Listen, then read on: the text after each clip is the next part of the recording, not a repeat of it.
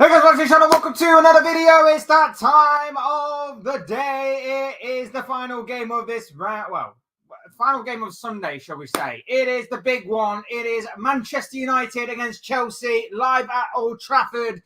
And what a game we have in store after what has been an incredible week for Manchester United. Obviously, with everything going on in terms of the sacking of Eric Ten Hag, the replacement of Ruben Amorim by the end of the week, the interim manager job going to Ruud van Nistelrooy, winning midweek in the Carabao Cup against Leicester, to what we have right now in store for you at Old Trafford. Manchester United against Chelsea, a Man United side that are going to be buzzed and rejuvenated under what has obviously been and gone this past week, and coming up against a Chelsea side who are going to be feeling it because they are in form. They are in very good shape right now. But will the rejuvenated Manchester United, will hopefully from an United fans' point of view, the hope of obviously a new dawning on the horizon, really big up the crowd, really get this crowd up and at them, in terms of obviously giving this United side some confidence and maybe bringing in a hostile environment to this young Chelsea side. That is what's going to be the big question today, whether or not Chelsea can handle that. We go through the teams very quickly because kickoff is imminent. We start off with Manchester United, who will of course have Andre Onana in goal. Mazraoui, will he be on the right? Will he be on the left? That's going to be a big question, as Diogo Dalot is also on the other flank. Whether it's going to be the right or left, we don't really know. Both can play on either side. Matthijs de Ligt and Lisandro Martinez partner each other in the centre of the defensive four. Casemiro and Ugarte are in midfield. Garnacho on one wing. Marcus Rashford on the other. Bruno Fernandes plays in his usual number 10 role. And up front, leading the line, is going to be Rasmus Højlund. Moving on to the Chelsea setup. Robert Sanchez keeps his place in goal. Reece James on the right. Malo Gusto keeps his place on the left. Wesley Fofana and Levi Colwill will be at the heart of the back four. Moises Caicedo and Romeo Lavia play in midfield. Cole Palmer is going to be in the number 10 role, with Madueke and Pedro Neto flanking him on the wings. And up front, leading the line, Nicholas Jackson in good goal-scoring form himself. This is going to be an interesting battle right the way throughout across the pitch. It's going to be interesting to see how United set up. Like I mentioned earlier, is it going to be Mazraoui on the right or Mazraoui on the left? We know that Diogo Dalot has been extremely poor in recent games, so that's going to be an interesting battle. It does appear like Dalot is going to be on the right and it's going to be Mazraoui on the left, so that's going to be very interesting. We know that obviously Mazraoui played a lot of his time in Bayern Munich on the left as well, so that's going to be an interesting battle to say the least, up against Madueke. But it's also going to be an interesting battle on this side as well. Like I say, Dalot hasn't exactly been in the best of form, but he's coming up against a very lively and electric Pedro Neto. So that's going to be a very intriguing battle. Cole Palmer is going to be doing Cole Palmer things. We know that. We know how dangerous he can be and how his link-up play, especially with Nicholas Jackson, is going to be, as United win a quick free kick from a foul from Wesley Fofana on Rasmus Højlund. So this one is going to be a very intriguing tactical battle, and one that I cannot wait for. I've been looking forward to this all week, even from a neutral fan's point of view. I really hope there is a world in which both teams can lose, but unfortunately that's not the case. So I went with a 2-2 draw in my predictions. Can't wait for this one to get underway. And like I say, we already have a very dangerous free kick from a dangerous position by United, which is going to be played in by Fernandes, headed away by a Chelsea player and dealt with by the Blues. So already what we are seeing is a very intriguing start to what should be a very intriguing game. I'm looking forward to this one. Very much looking forward to this one. Like I say, get involved in the comments, get involved in the chat. Would love to hear what you're having to say on this big game this weekend. What do you make of the Man United situation this week? What do you make of Amorim? What do you make of Ten Hag being sacked? Was it the right call? Was it the right time? All of that good stuff, I'm sure, will make for interesting discussions, as well as obviously what is happening in the game right now. Cannot wait to hear from you all on this. But United, as you would expect, being the home team, started off seeing a little bit more of the ball than Chelsea. That might suit Chelsea a little bit. We know that obviously Chelsea thrive in a counter-attacking scenario. So as long as United don't play around with it too much at the back, don't take any unnecessary and stupid risks, that obviously will give Chelsea encouragement that they can win the ball high in transition and can obviously counter very, very quickly. I'm pretty sure Chelsea won't mind having or letting United have the ball too much, especially with them being the away side and United being at home.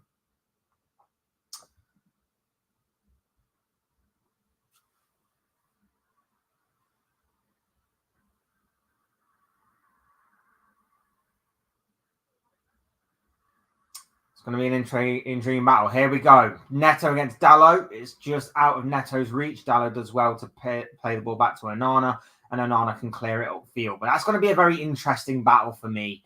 I wasn't really sure which way round United were going to set up, whether it would be Mazraoui on the right or whether it would be Dalot on the right. As they play the overlap really well. It's a cross in, but no one's in the box, and it's an easy gather by Onana, who can roll it out for Casemiro, who has been in good goal-scoring form past couple of weeks. But no, that was going to be that for me would have been United's major concern. Who is going to be in that position? Because Chelsea do have a couple of very good and electric wingers, and obviously there's no Jadon Sancho today because obviously he's ineligible to play against his parent club. But it did mean that it was probably going to be Madueke on the one side, and on the other would have been Pedro Neto, as of course it's panned out. Neto, we know, is electric, he's dynamic, he's direct. He would have had a field day on that side anyway. I feel like a lot of Chelsea's attack, especially on the counter, would have probably gone through him anyway. But on the other side of things, you've got Madueke, who's very good as a 1v1 kind of winger. Not the best, but he's very, very good in taking on his man. He's very tricky. He's very awkward to play against at times. And I feel like which way round did they play it? Because Dalot has not been in the best of form. Whereas Mazraoui hasn't really put a foot wrong since obviously coming to Manchester United. So that was always going to be a very interesting battle, whichever way round United decided to play it. Of course, they can switch it later on. I would have thought they would have gone with Dalot against Madueke and relied on the likes of Ugarte to maybe get back and double up on that side. But of course, then you've got the Cole Palmer situation. Is Palmer going to be the one man marking Palmer, or is he going to leave that to Casemiro? So there's a lot of interesting battles right the way from back to front across the pitch, and I'm very much looking forward to seeing how this game pans out, how both sides adapt. Will they eventually switch the fullback situation? Will Ugarte man mark and do a number on Cole Palmer, or will that be left to Casemiro? Will they change that halfway through? And obviously on the Chelsea side of things as well, we know that obviously Lavia and Caicedo have produced quite a decent partnership in the center of the pitch. Will that continue to flourish in this game? And just while we're on interchanging fullbacks, it looks like Malo Gusto is on the right-hand side against Marcus Rashford, as obviously Chelsea come forward here with Cole Palmer's cross, and that's gone right the way through for a throw into Manchester United. But whilst we're on the subject of interchanging fullbacks, it seems like Reece James is going to be starting on the left against Garnacho, and Malo Gusto has gone out on the right to be taking on Marcus Rashford. So there's a lot of interesting tactical battles right the way across the pitch. A lot of interesting tactical awareness from both managers, really, in the opening stages of this game. But nothing really clear-cut yet from either side, as we are just over 6 minutes into this game. It is still 0-0 between these two sides. And we are very much looking forward to seeing how this game pans out. Reece James wins a header. Man United pick up the second ball, but it's still a bit of head tennis, a bit sloppy in midfield, but United come away with the ball. Foul there by Colwell, and it's going to be a United free kick. Right in the centre of the park, so nothing too dangerous, you would imagine, but still something to be wary of.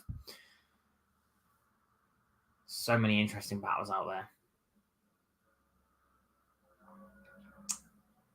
United just getting a feel for the ball. Poor ball though from Agate, and it brings a Chelsea throw in. So what do we make then of the new horizon dawning at Manchester United? We obviously know Ruben Amorim is going to be switching Sporting for Manchester United. Agate foul there. Chelsea free kick. We obviously know Amorim's coming in. We obviously know that United have got a new manager coming in, a highly sought of, highly rated manager that I put a video out about during this spell he had where he may have actually became Liverpool's next manager after Jurgen Klopp. I rated the guy then. I rate the guy still now. I'm very much intrigued by this. As a long ball goes over, Dalot deals with it ahead of Pedro Neto, and United deal with the potential danger. So I like the appointment. I'm actually very jealous and very annoyed of United as Cole Palmer's racing through here, and it's very well defended in the end by Matthijs de Ligt, who manages to block the effort, and it goes out for a Chelsea corner. I like the appointment of Manchester United. I'm a little bit jealous by it that someone else didn't get there ahead of them. I would have liked someone else too if it wasn't going to be us, because I do feel like he could be a guy that could definitely get United back to where they seemingly want to be. I don't know if he's going to be the guy to exactly win them Premier League titles and Champions League titles on a frequent or regular basis as to what United would definitely dream of.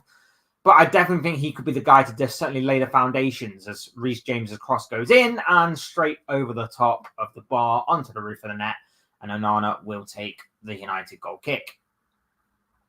So I like the appointment of Amorim, first and foremost. I just wish that it obviously wasn't a rival I was hoping for.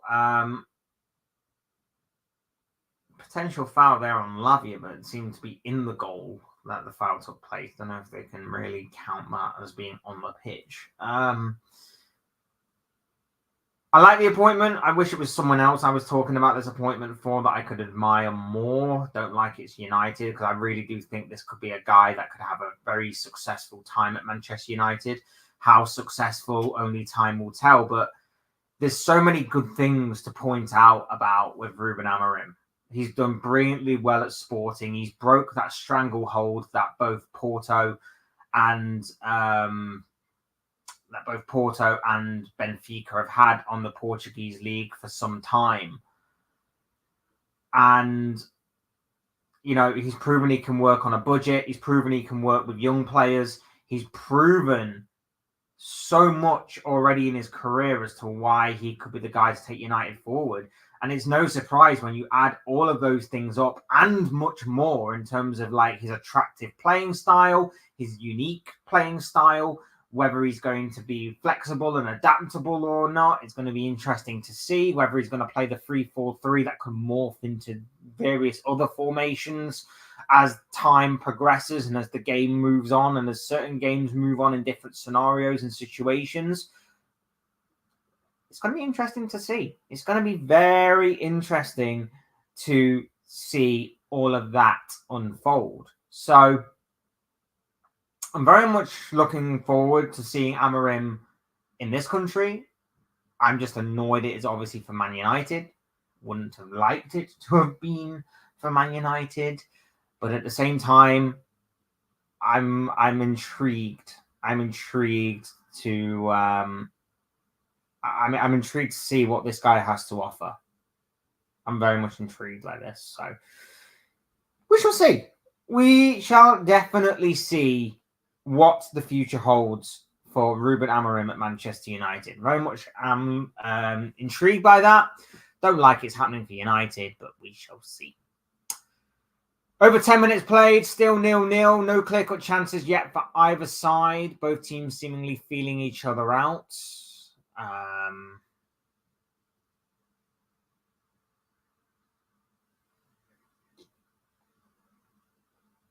I'll say this game is anything like what it was last year, with it just exploding into life, and then suddenly it was goal, goal, goal. Chelsea were in front. United got back on level terms. United were then in front, and then the extremely late show from Cole Palmer. Yeah, we are going to be in for a treat. So far, though, nothing's really happened. Nothing has really happened in that. Nothing's really happened on that. So we shall see.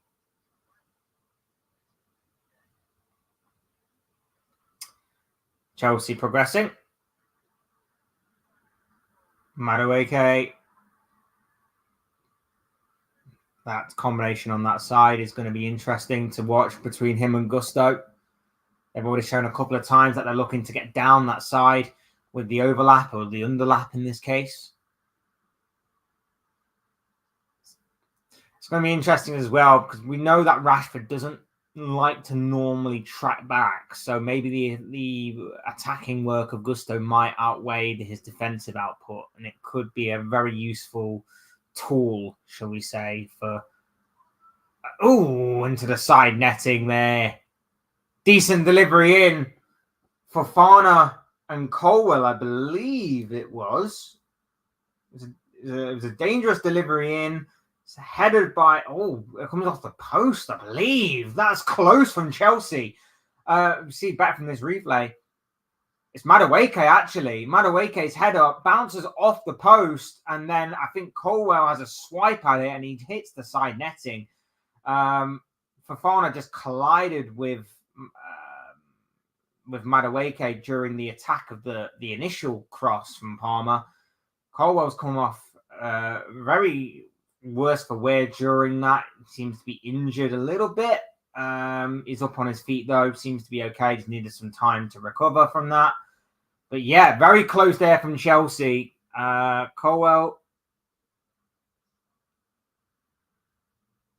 Yeah, Fofana goes up with Madueke. Madueke's header. Don't know if maybe Colwell puts off Madueke in the initial challenge. Both teams appealing for fouls during that, it seemed. But it seemed very interesting that there was that from both sets of players there. Colwell on Madueke, and then Fofana on Madueke, and then Colwell and Martinez clashed as well, with Colwell coming off the worst. So interesting there, but definitely some confidence there from Chelsea to take from that. Definitely some positive take from that one set piece alone.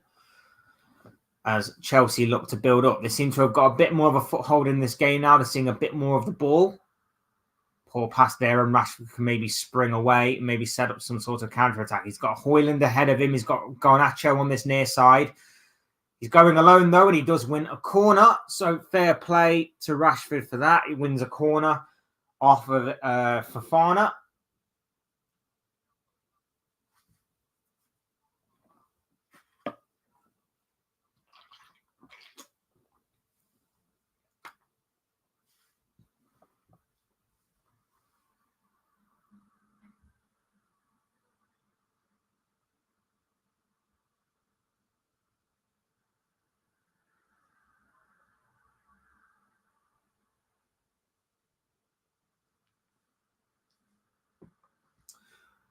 Cross comes in. It's dealt with.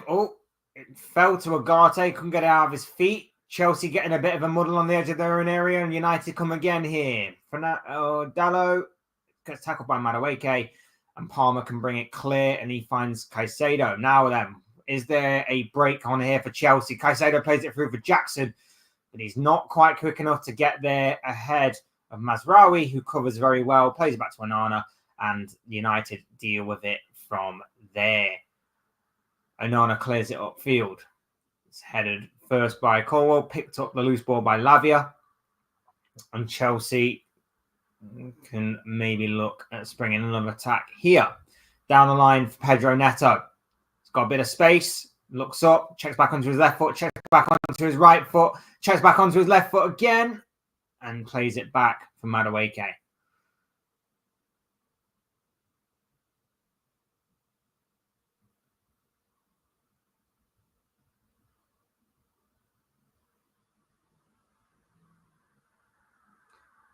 It's been an interesting tactical battle so far. Like I say, not too much in the form of clear-cut opportunities. That one from Madueke hitting the post being the only one from a set piece. But from open play, it's been a bit sloppy from both teams, admittedly. It's not exactly been crisp or clear-cut. But there is certainly a lot there for both teams to maybe see as positives as Cole Palmer picks up the ball in a nice area of space. Chelsea content on not exactly turning up the tempo just yet. They're biding their time, playing the ball around. Caicedo into Fofana, into Colwell, into Caicedo, into Lavia. Jackson now into Palmer. Nice bit of play to get out of the press there from Chelsea as Palmer is lining up something here. He knocks it out wide for Pedro Neto. Neto with the right foot cross in. It's headed away by Martinez. Not completely cleared, though, at the edge of the area. Madueke is trying to do something. He goes down in the penalty. Oh, sorry, Gusto. Sorry, goes down in the penalty area. And nothing doing from the referee. It goes out for a goal kick. But nice little bit of play there from Chelsea just to beat the press of United. Crossed in. Like I say, headed away by Martinez. Yeah, it's just a 50-50 and a bit of show of strength from Martinez as we get back from the replay and the ball is lofted over. What happened there? Just showing the replay. Onana, Casemiro. Oh, dear. As I mentioned earlier about the high press and winning it in really good situations for Chelsea. They almost did there with Casemiro, Onana, and Martinez playing it around their own penalty area. It's just fortunate for Casemiro that his pass blocked off of the Chelsea player and over his own crossbar. So United, though, with Fernandes, good, decent ball in. Sanchez punches clear. Got some good distance on that, but it will fall to United again, and they can look to regroup and recycle.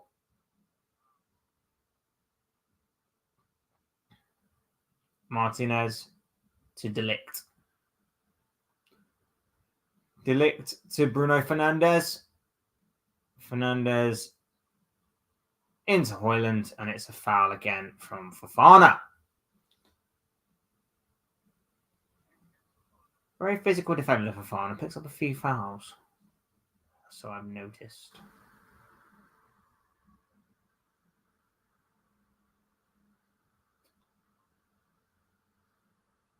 "20 minutes gone. Man United 0, Chelsea 0. We await anything to really happen in this game. We have Madueke hit the post from a corner very early on. I'm still wondering whether or not his own player sort of didn't really help him during that. Well, it'd be interesting to see if that was the case, because he did seemingly get a bit of a push in the back from Fofana, which may have just put him off a little bit and may have not aided him a little bit, as United are building up something down the left-hand side. Rashford to Casemiro. Casemiro gets rushed by Palmer, but the ball is back in United's possession. Rashford, lovely little flick there. Lovely little bit of build-up play by United here. Rashford down the left-hand side, goes to cross, fakes it, goes past one, and crosses it. It's blocked by Sanchez, and it fell to Bruno Fernandes, who skies it. May have took a deflection on that. But it was a lovely little bit of build-up play by United there. Mazraoui involved. Rashford, lovely little bit of skill just to get past Gusto, and he fires one trying to get across the penalty area. It blocks off of Sanchez, and they're looking at a potential foul here in Højlund. It seems to get a bit of a slap round the head from Colwell. It's a little bit clumsy from the Chelsea defender. I don't think it will go any further than just being looked at, but there's definitely something in that from Colwell that he left on Højlund there, and obviously from the ball, it bounced back off the goalkeeper, and Fernandes just skied it over. Rashford is down here. He's seemingly taken a knock from his earlier build-up play, so we'll see if he's okay to continue. Lovely little bit of skill to get past Gusto, and I think the challenge from Fofana is not great in terms of being on time. It's a little bit late. It's a little bit rash, even from the Chelsea defender. Probably lucky that that's not getting looked at either, but it seems like his momentum also carried him into the advertising board area, so it should be okay. Looks like he's okay to continue from right now, at least. But positive sign there from United as well. A very good opportunity there as Chelsea come forward with Madueke here. He's taken on Mazraoui, tries to get in across. Mazraoui does really well defensively to stop Mazraoui's cross from getting any further. Now, can United do something on the other side? It's Rasmus Højlund on the left. He's looked over. He's picked out the ball to Garnacho. Lovely little bit of play. And he just hits it straight at the goalkeeper. A decent little bit of play that. Rasmus goes early. It's a step over from, I believe, Bruno Fernandes. And it allows Garnacho. It fools the Chelsea defence and the ball going all the way through to Garnacho. And he cuts in on his left foot. And maybe he should have done better there. Maybe he should have done better. It's a nice early ball from Højlund. A little bit of a step over. It's actually from Rashford, sorry, not Fernandes. A little bit of a step over there. And it falls to Garnacho, who strikes the ball just simply into the hands of Robert Sanchez.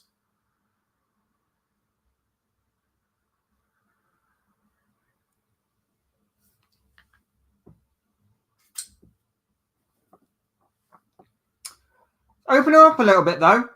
Again, United had a couple of opportunities there. They'll definitely take... There's definitely something there for them if they play the right pass, they play the right ball, that kind of thing. There is certainly space open on that left-hand side of theirs against Malo Gusto. The ball goes over the top. Nice looking ball, that one. Play through. Just couldn't get there. That was a nice bit of play by Chelsea there. Neither Malo Gusto or Nicholas Jackson could just get on the end of that. It's a nice ball over the top. It's an awkward one for De Ligt to deal with. Gusto makes himself a right nuisance, tries to play the ball back to Nicholas Jackson, who has a United defender running at him. He tries to just flick it over the United player in order to gain an opportunity at having a shot. But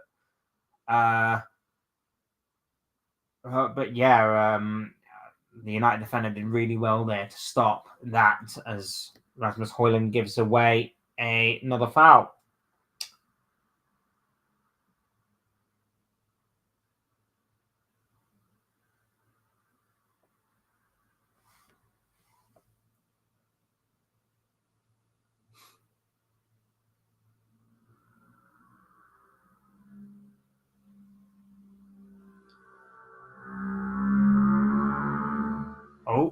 Labi gets away with that one a little bit.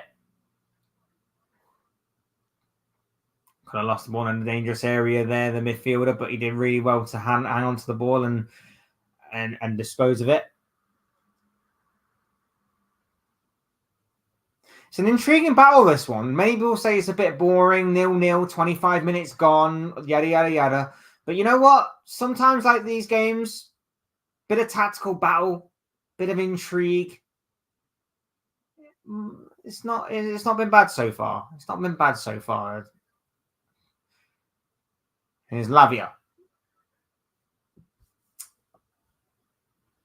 Colwell plays it out wide to Pedro Neto.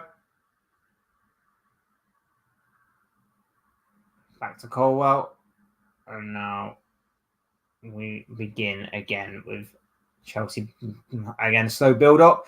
And they've won it here off Lavia. And it's Højlund. And he plays it through for Garnacho. And Garnacho's offside.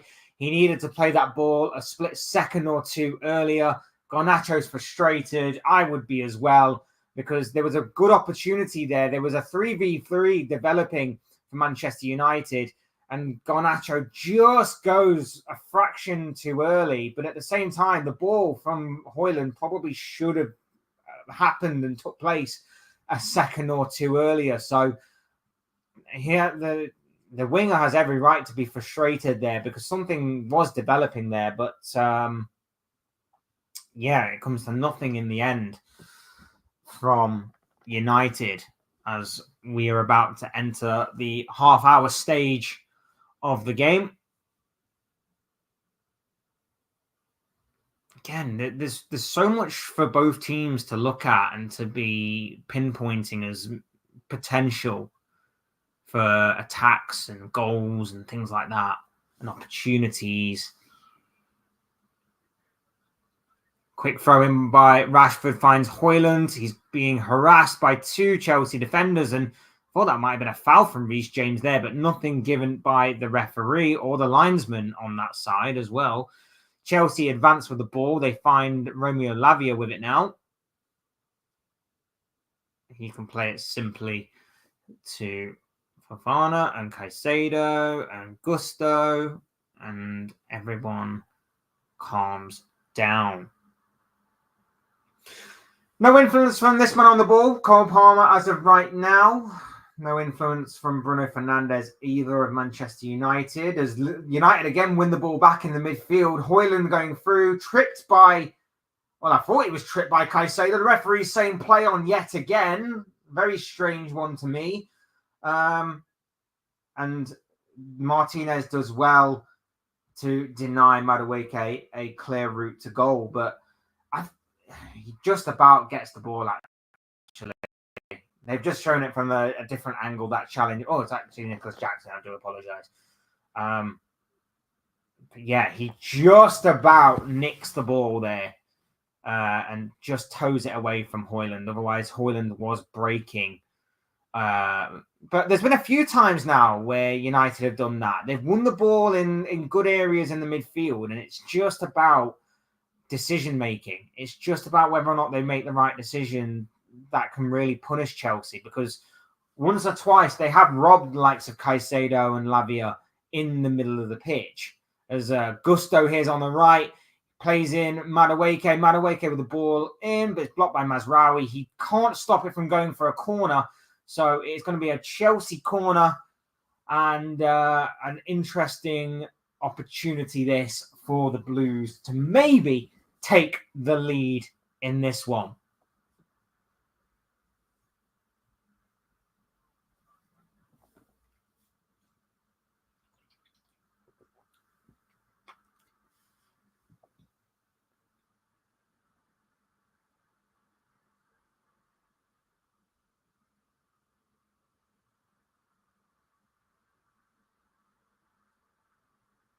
Cross comes in, straight into the hands of Onana.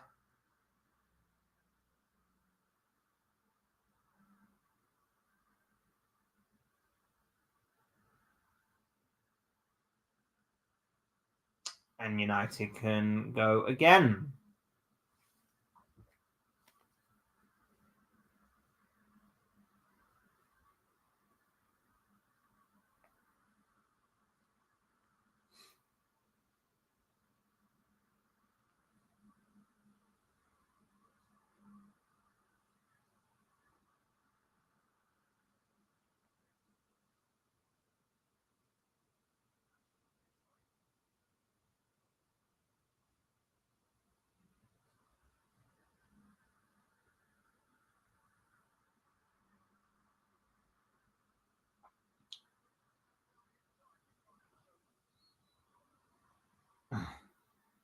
Caicedo judged to a foul there on Bruno Fernandes, and that will be a free kick to Manchester United.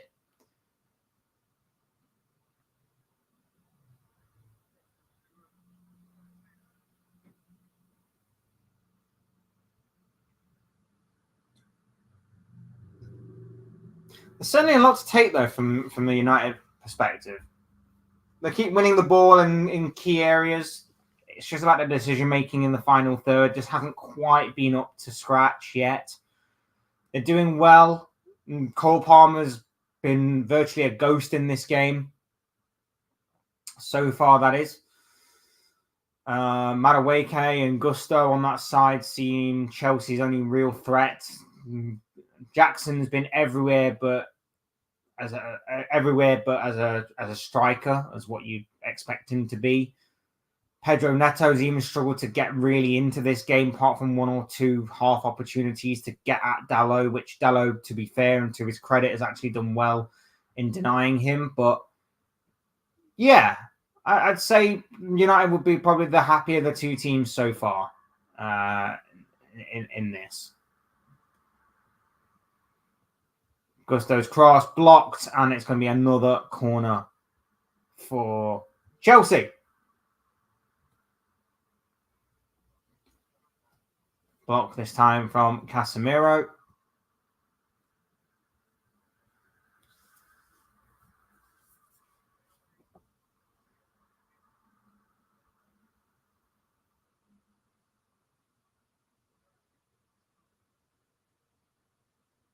Ball gets delivered in. Onana drops it and claims it at the second time of asking, and then there's a bit of afters there between Onana and I think it was Fofana again, but I think Fofana was just attempting to stop a counter-attack there, or Colwell, one of the two. Yeah, Colwell just attempting to stop Onana, stop the momentum, and stop a potential counter-attack. It's dark arts, but it's clever from Chelsea, of course, stopping a potential counter-attacking opportunity. Rashford trying to play in Højlund, cleared out by the defence, and United reclaim the ball.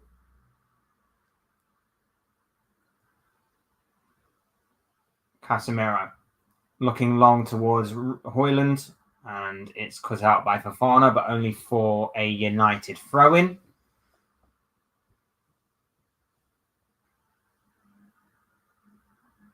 Got to be better at that, Højlund. If he's going to play that like lone striker role and they're going to go long to him, he's got to kind of hold the ball up a little better. He got lucky there that the ball went out for a throw-in, but of course it's got to be better.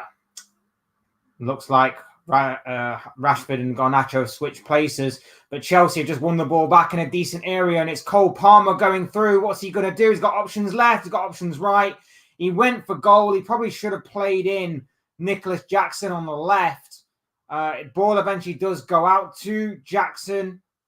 He's got options ahead and around him, and it's gone back to Reece James. United reset, and they get away with it. But I think it was a wrong decision there from Cole Palmer. He had options left. He had options right. He probably should have gone with Nicholas Jackson, who was screaming for it down this left-hand side. He decided to try and go for goal. The shot was blocked, and it's a missed opportunity again for Chelsea. But again, just shows you what can happen as soon as Chelsea do win that turnover. As soon as they can pick the ball up in a good position, they can spring on you, as United are doing here to Chelsea. Højlund, it's a good save from Sanchez, but I think the whistle had already gone for a foul anyway. Is it a penalty? No, free kick. Free kick. Reece James, poor ball in the centre, and it's a breakaway led by Agate, and he's just running with the ball. He's running through that Chelsea midfield, and it's Malo Gusto who trips him as he's about to pull the trigger. Reece James can only block it into the path of Højlund, and Højlund's strike is saved by Sanchez, and I haven't got the sound on. And Gusto's booked, by the way. Malo Gusto is booked for Chelsea. I haven't got the sound on, but again, if United had scored that could have been very interesting if obviously the whistle had gone before the ball was struck, which a lot of United fans would not be happy about.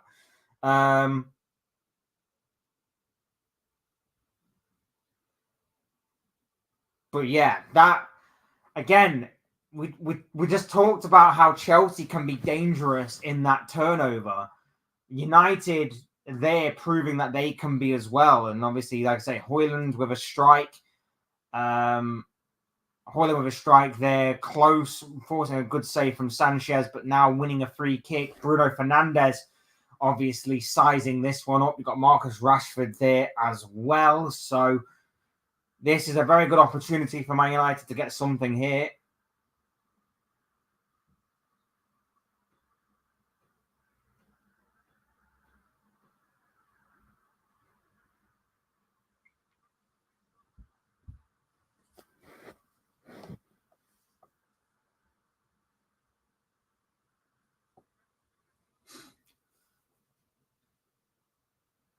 Referee not happy with the Chelsea wall.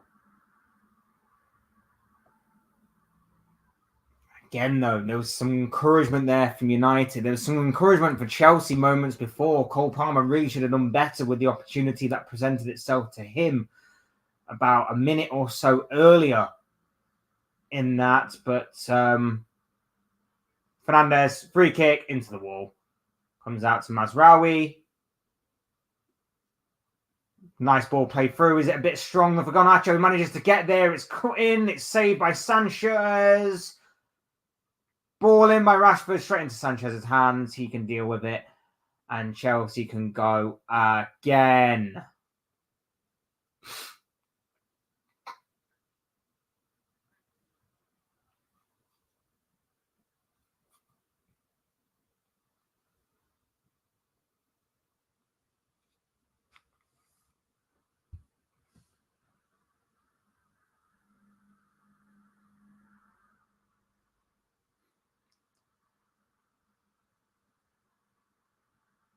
There's Fofana.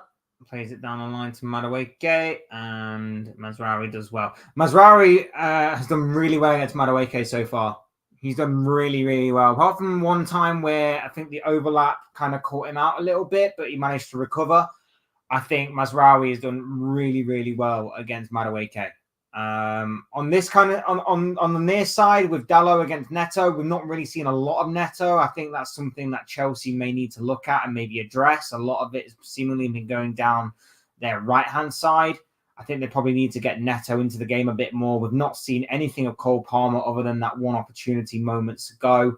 So there's a lot there for Chelsea to look at and to see if they can improve. I'm sure in the second half, especially as we are about 5 minutes away from the interval happening, that they will look at and seemingly address. But it's been a good half for Man United. It's been a very good half as they win it back here from Bruno Fernandes. And you would expect this as well. Like I mentioned earlier, you would expect the crowd to be up for this one. You'd expect the players to gain confidence from that crowd being expected. And as well as that, you've of course got a new manager vibe coming in. And you want to impress the new manager because I don't think anything is really set in stone at Manchester United right now about players staying, players going. There's nothing set in stone at United, and you want to kind of make the best first impression you can. And this is kind of their audition, if you like, to Ruben Amorim, who I'm sure is watching. Who I'm sure is watching as we see a penalty claim from the Madueke chance very early on. I don't think Martinez gets anything on the ball, to be honest, anything on Colwell, to be honest. I'm not.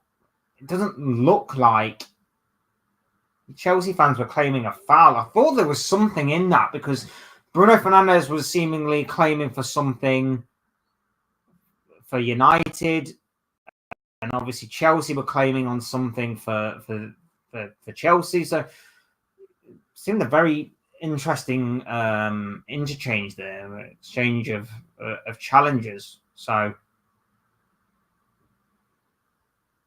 yeah, I don't think that was anything, to be honest.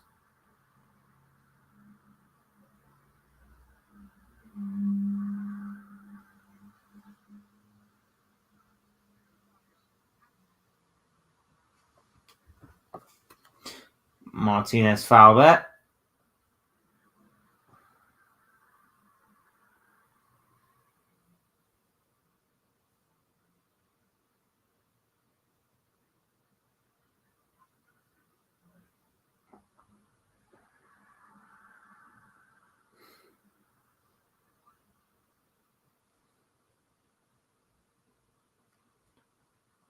Now, Cole Palmer, can he do something here? Agate just pushes him over, cynical foul, and he will be booked for that.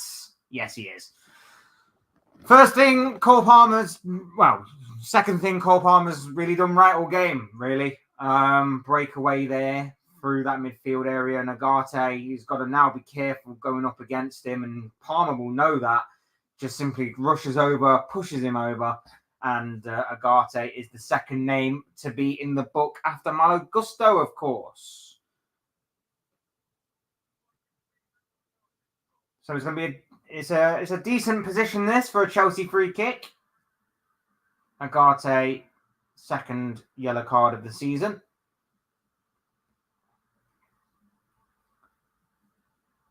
Reece James and Cole Palmer both standing over this one. You would expect it's probably too far out for a shot, so you probably would expect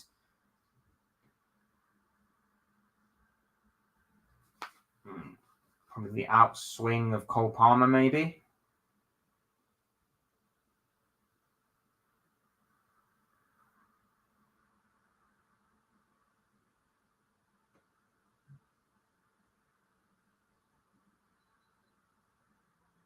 It is the outswing of Cole Palmer. Crosses it in. It's the right through to the back post. Not probably dealt with. And then United just about get it away. Højlund hooks it clear. And they recover the ball on the halfway line and can play it back to Robert Sanchez, who will hoist it upfield. And that goes straight to Lisandro Martinez.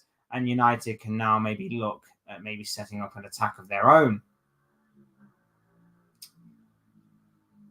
It's Garnacho in his left side position, tries to link up with Højlund. Ball gets back to Højlund fortuitously, tries a little flick, blocked by the Chelsea defender, and Chelsea come away with the ball. Madueke gets hounded by the United press, and it's back with Garnacho.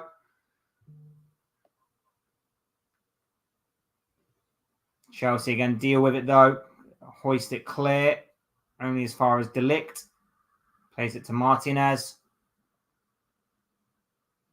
And it will now be a Chelsea throw-in. But yeah, there's a lot there. There's an absolute lot there to focus on from both teams as we edge ever closer towards half time.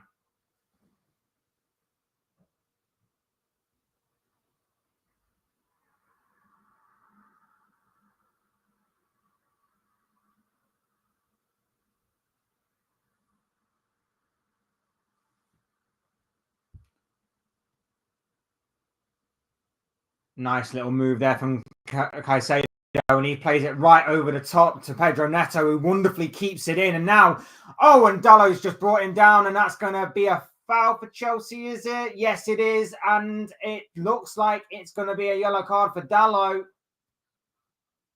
Here's a yellow card for Dalot. The first real piece of play that Pedro Neto's been involved in, and he's already brought a yellow card from Diogo Dalot. It's a cynical foul. It's a trip. It's a clear trip. It's a lazy leg from Dalot. And that will not do his confidence any good. It won't do him the world of good at all. And I wouldn't be surprised if maybe he's brought off, because, as I said earlier, Pedro Neto is electric. Pedro Neto is dynamic. Pedro Neto is awesome at what he does, and he brings those kinds of fouls, and he's not really had the opportunity to do that so far in this first half. And then the one time he does have that opportunity, he brings a foul from Dalot and a yellow card to Dalot. So yes, that could be a very interesting battle now going forward. And it's going to be interesting to see how that one unfolds. As the free kick doesn't go anywhere, and Garnacho can hammer it clear up front, only as far as Robert Sanchez near the halfway line, who can recycle it for Chelsea. But yes, I am Very much looking forward to this one. That could be an interesting battle going forward.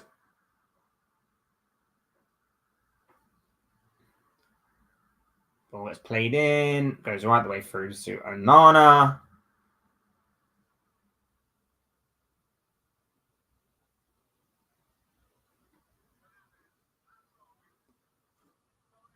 Here's Garnacho on the left. Cuts it back for Mazraoui. Ball goes in. It's Rashford. It's off the bar. Oh, the last action you'd assume of this first half. Marcus Rashford. I don't know whether he just takes it a little bit too lightly. It's a lovely ball in, right the way through to the back post. And he just tries to side foot volley it into the back of the net. And it's not too far away. It clips off the angle of the bar right on the stroke of half time. And that is probably, and both teams now have hit the post. Both teams have gone close. Marcus Rashford there, very unfortunate not to have found the back of the net there. But yes, that is half time. We are into the interval, people. We are into the interval. It is 0-0. Manchester United, probably the happier of the two teams going into half time. Let me know what you guys think of the game so far. I think United have probably been the better of the two teams. I think that it's set up nicely for Chelsea in terms of the likes of Ugarte and Dalot being on yellow cards. It'd be interesting to see if Van Nistelrooy does address that at half time and whether or not either one or maybe even both of those players actually does make it out for the second half. But yeah, so far, so good for United. I think it has been a decent half for United. I think there's a lot there for United to be happy about. I think there have been some opportunities for United that they didn't quite take in that first half. They weren't quite decisive enough in that first half. They won the ball back in some really nice areas, sprung some counter-attacks or potentials for counter-attacks that I think they can work on even more in the second half. And as for Chelsea, they've done a little bit of the same. Haven't done as much of it as United, but they'll be looking at it and going, they weren't at their best. They weren't amazing, but there's still something there. They obviously hit the post through Madueke early on in the first half. The one time they bring Pedro Neto into the fold, he gets Diogo Dalot a yellow card. There's definitely something there for Chelsea to work on. There's definitely something there for Chelsea to be looking at and to be happy about. But at the same time, there's a lot of room for improvement for both sides. A lot of room for improvement for both sides. And I'm very much interested to know what you guys have to say on that. All of that stuff. Just checking my bet. Oh, I did put Dalot and Ugarte to get carded. All right, so I'm 50 quid up if Caicedo also gets balled. Great. I was going to go Gusto as well, and I was debating Gusto. I was debating putting Gusto to get carded. I'm gutted I didn't. I went with Caicedo, Dalot, and Ugarte, and I'm gutted I didn't. I'm gutted I didn't go with Gusto. Really should have gone for Gusto.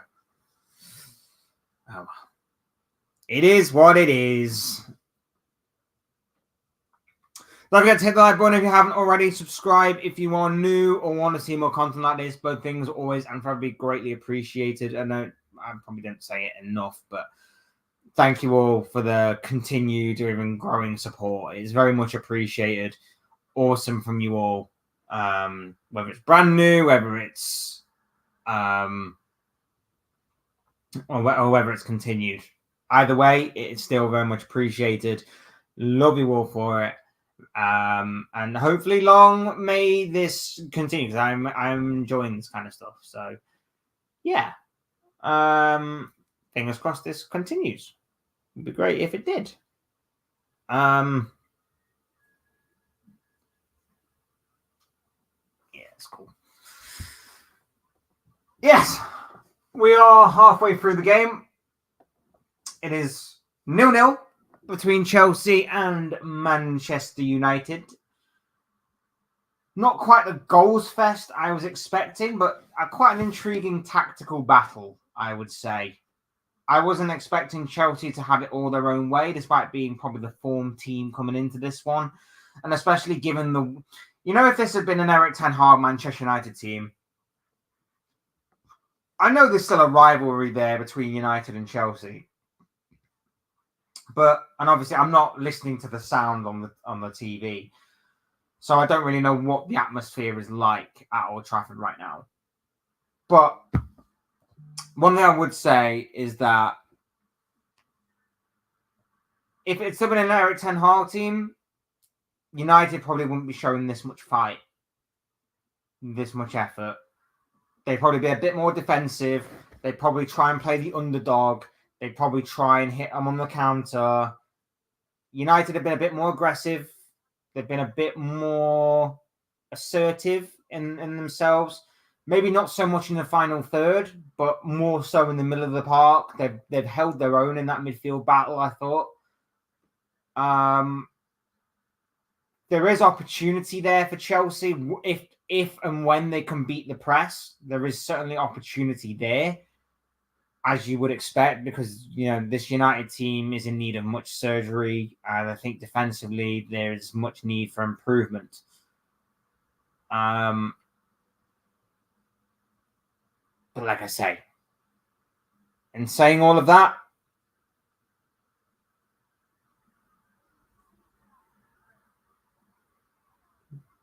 I think United will be the happier of the two teams. United will be the happier of the two teams, and I think they've done well so far. Sky just playing that the Martinez challenge again from the Madueke effort that hit the post. I don't think he gets anything of... I don't know. One angle seems to suggest he does kick the boot, but another angle doesn't... I don't know. I don't think there's enough contact to maybe go down in the way that he does.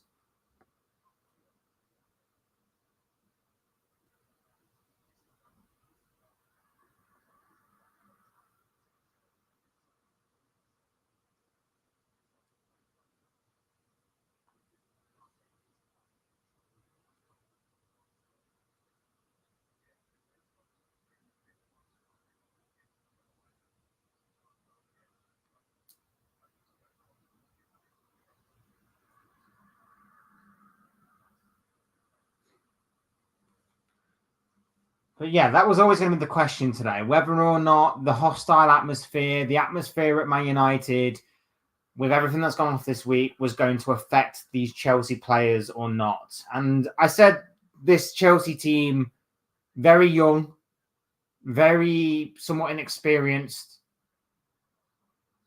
And it was going to be interesting to see how they would handle this battle today.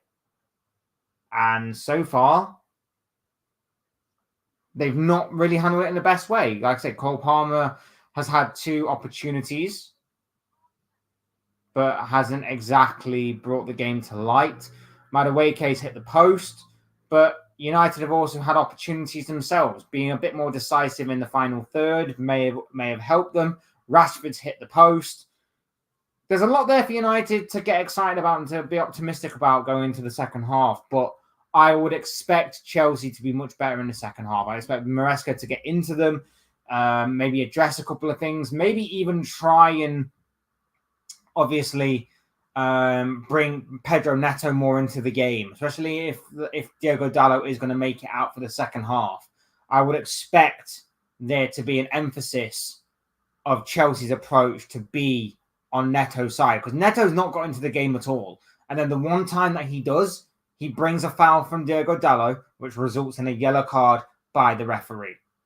So I would expect there to be that. Obviously, if Dalot does go off, or even if Dalot switches sides to Madueke's side, then there could be even more emphasis to maybe go down the right-hand side. with Madueke still. The overlap from Gusto seemed to be working a little bit for Chelsea going forward. It wasn't exactly producing anything of clear opportunities, but it did seem to get some joy down that side that maybe one time they could get something from. So, lot to be intrigued by, lot to be desired by both of these sides. So, it'll be interesting to see how this goes. But there is enough there for United to be optimistic about. But there's still something there for Chelsea where they weren't perfect. They weren't at the races for a large part of that half, but they still got a couple of moments where, had they been a bit more decisive, had they had a bit more of a killer instinct in front of goal, they may have actually done something. So we'll see. We'll see.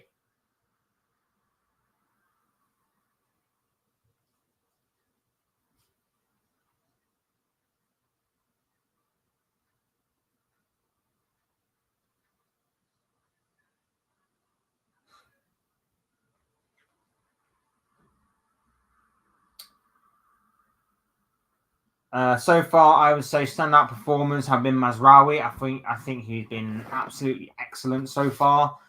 Casemiro somewhat held his own in the middle of the pitch as well. I wouldn't say anyone been outstanding other than Mazraoui, really. I think he's probably been United's best player, probably the best player on the pitch, to be honest. He's really kept Madueke quiet. There's only been one opportunity where Chelsea got in behind, and that was the underlap from Gusto, and he recovered really well on that. Mazraoui's been excellent.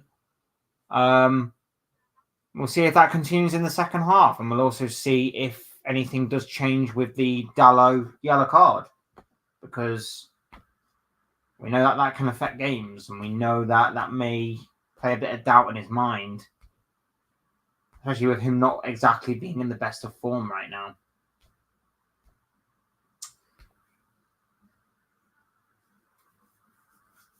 Nil-nil though. 0-0. Chelsea 0. Manchester United 0.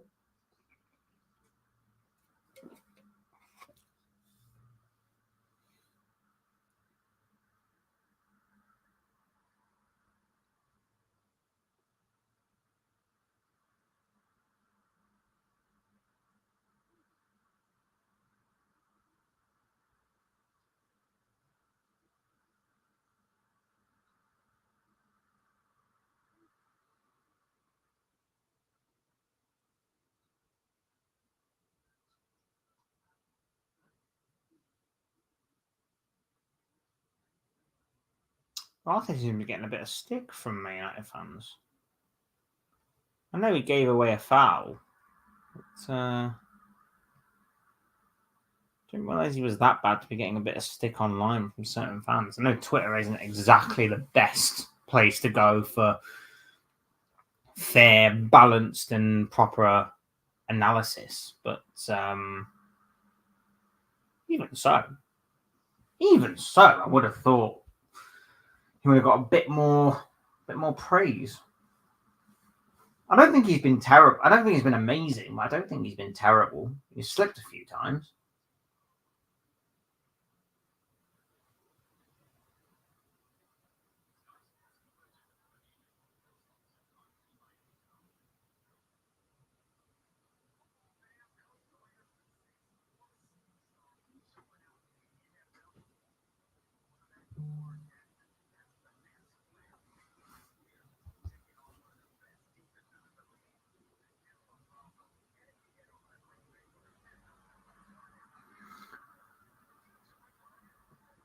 Advertising the NFL. Who cares? I've tried watching NFL. It's two stop start for me. It's two stop start.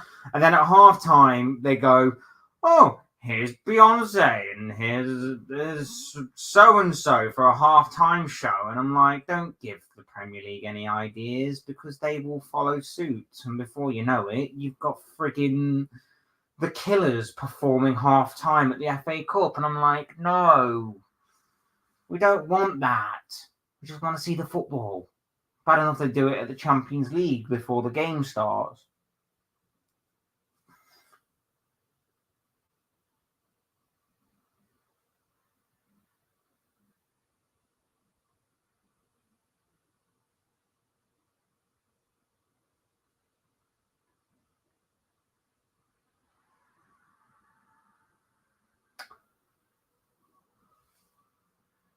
So yeah, second half, I want to see a bit more from Chelsea. I want to see a bit more intensity and tenacity to their play. I think Højlund's also been decent as well. He's just come onto the field. I think he needs to hold up the ball a little bit more. I think he needs to be a little bit more physical in the battle, because there is certainly fouls to win there against the likes of Colwell and Fofana. They don't exactly strike me as competent defenders. They're a bit more physical. They're a bit more rash. They're a bit more aggressive. So I feel like there is definitely some more things to win there from a Højlund point of view. But yeah, I want to see a bit more from Chelsea. I want to see a bit more tenacity. I want to see a bit more aggression from them. Bit more of a balance to their midfield, a bit more structure. It does seem like Marc Cucurella is coming on. So rather than United making a change, which doesn't appear to be the case, Cucurella is coming on and Malo Gusto's coming off. And maybe it's injury, maybe it's tactical, or maybe it's a bit of all of the above. Maybe it's also to do with the yellow card that Gusto picked up in the first half. So it's interesting. It's interesting to see that one.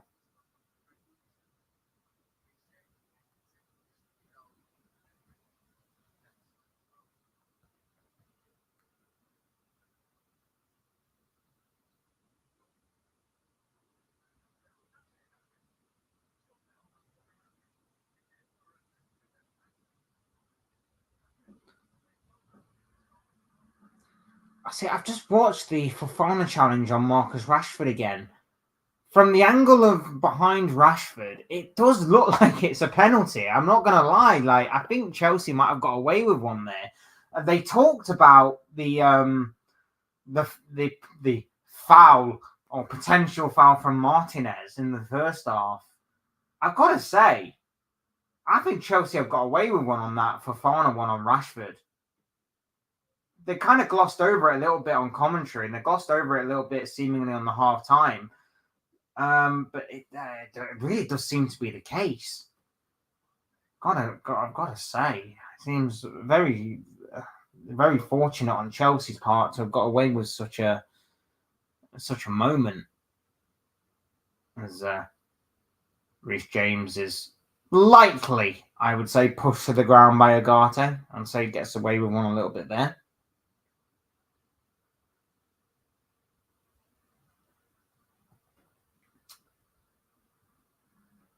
Sanchez will take the Chelsea free kick.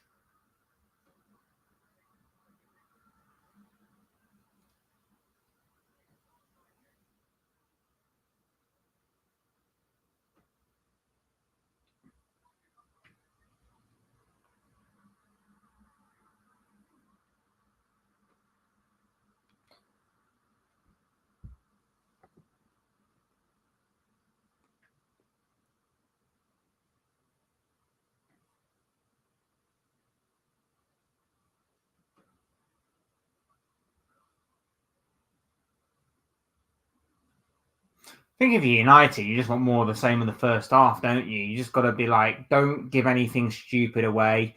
Don't do anything completely dumb that's going to give Chelsea any sign of encouragement. Don't give the ball away in stupid areas. Don't let them win it back in stupid areas, because we know that Chelsea like to counter and they like to do that kind of thing. But ultimately, more of the same. Just pick your moments a little better and be a bit more decisive in the final third, and you might actually get something from this game. As Madueke here, Mazraoui's caught a little bit out of position. He lost the ball there. Madueke is now running at Martinez, but Martinez does really well to win that challenge and can come away with the ball. Here's Garnacho. Fernandez, left back position, covering for Mazraoui and Martinez as they get back into position.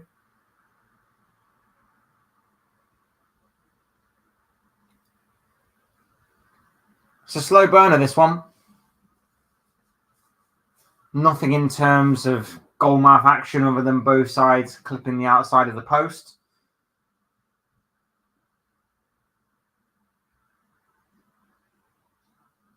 But an interesting chess match, to say the least.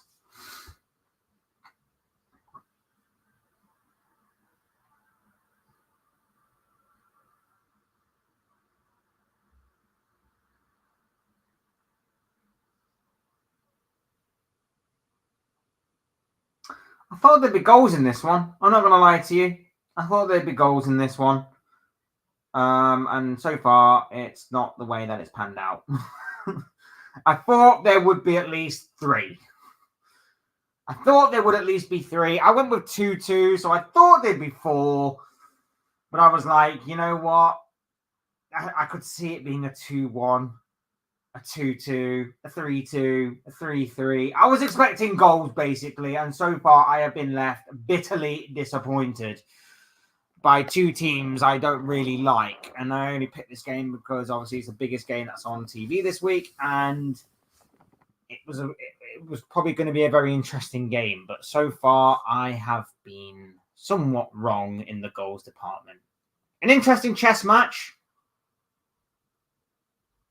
A case of opportunity that goes a begging a lot of the time, but still an intriguing battle. Now, what can United do from this point of view? Casemiro turns, shoots, blocked, plays it through, looking for the run of Rashford, but Rashford's offside, and Cucurella as well to defend. Anyway,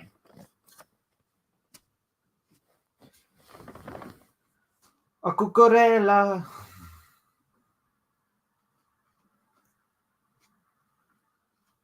He's got a fun name to say, hasn't he? Remember when he was like really awesome at Brighton?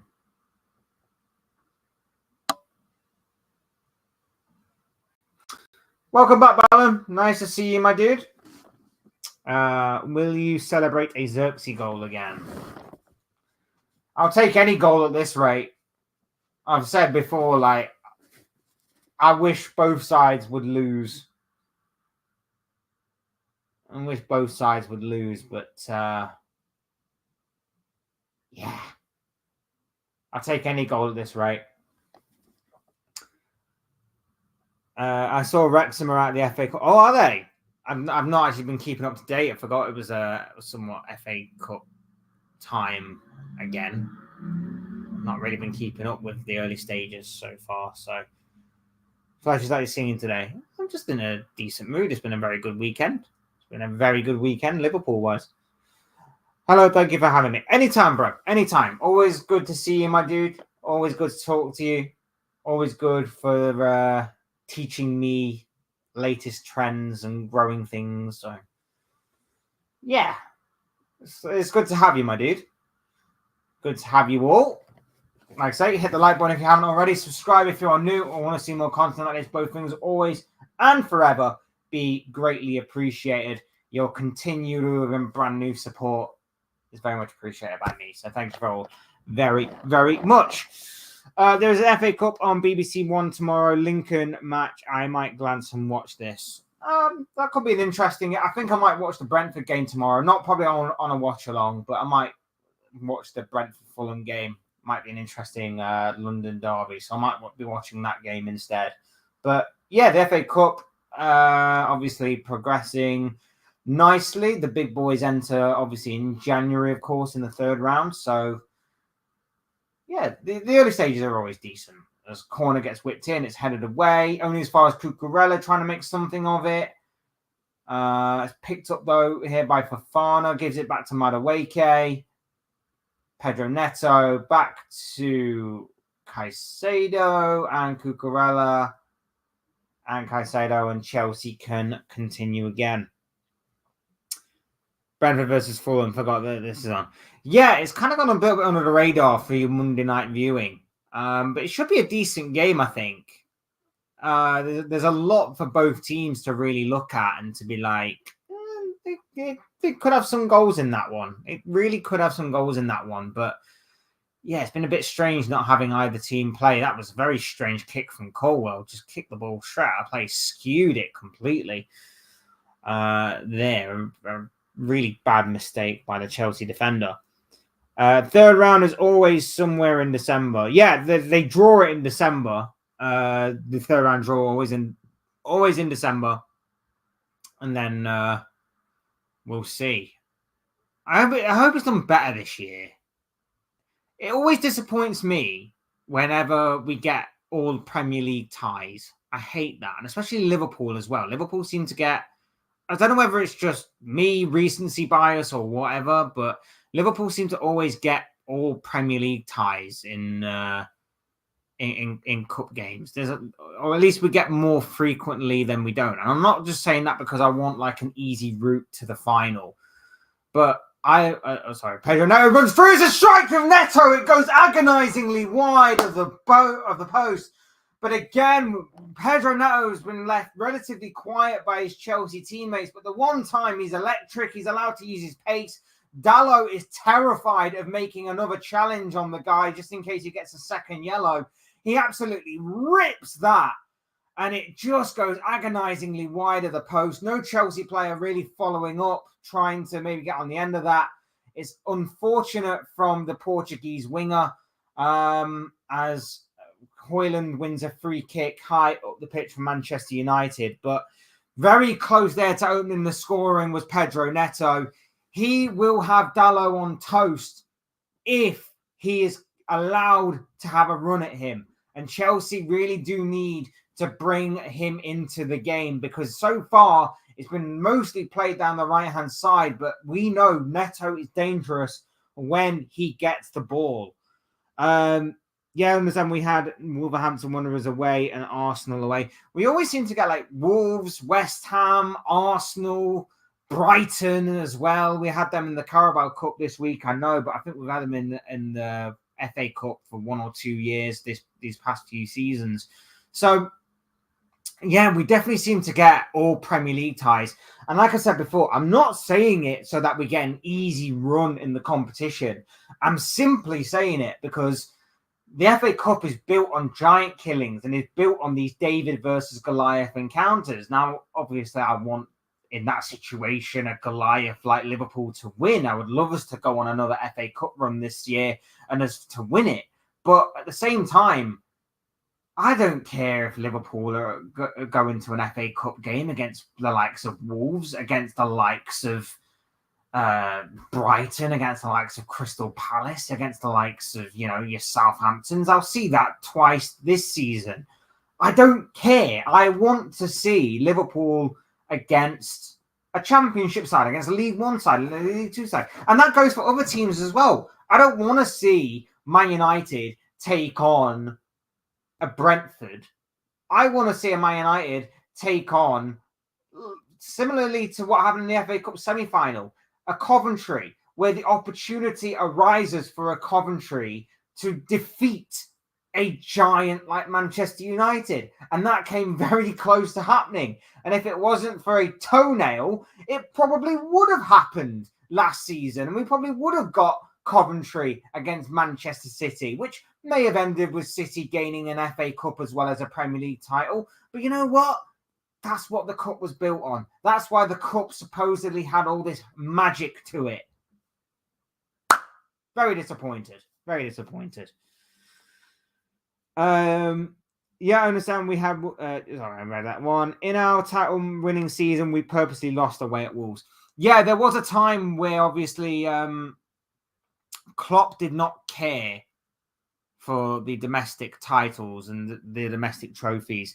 He threw away the FA Cup. He would throw away the Carabao Cup purely because he focused on the league. As we got a better squad and as we reinforced that squad with depth, he, of course, started to take those competitions a bit more seriously than what we had in previous years. We also had more favourable runs in that time. We still had the odd Premier League game in a cup setting, but we started to get a bit more of a favourable run. We started to get like third and fourth round games against Championship and League One opposition, which helped us, especially in the Carabao Cup, more so than the FA Cup.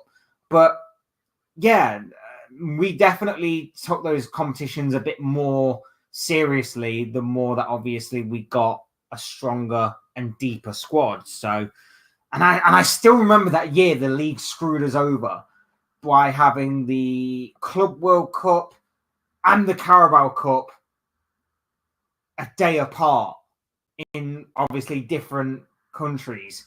And I think for anybody else, they wouldn't have done that, and they would have gone completely out their way to change that. If that had been like a Man City, as Rashford has a strike and it's well held by Robert Sanchez. If that had been like a Man City, I think the Carabao Cup, the Premier League, and the league officials would have done everything within their power to change that. To change that game. They would have done anything and everything in their power to delay the Carabao Cup as much as they could, to try and push that to another day, another game. But for whatever reason they didn't, and that's what resulted in us being knocked out of the Carabao Cup by Aston Villa. I think it was by 5-0, whilst they played their full strength squad, or pretty much their full strength squad, and we played our 16-year-old kids. I would never forgive the league for doing that. I think it was horrible, and I think they could have found a way for us to get past it and get around it some way, shape, or form. Yes, it probably would have meant we would have played another game later on down the line, but I still think that competition, that season, was there for the taking, and the league didn't help us whatsoever. Mazraoui there is judged to a foul Cole Palmer, and Chelsea will get a free kick.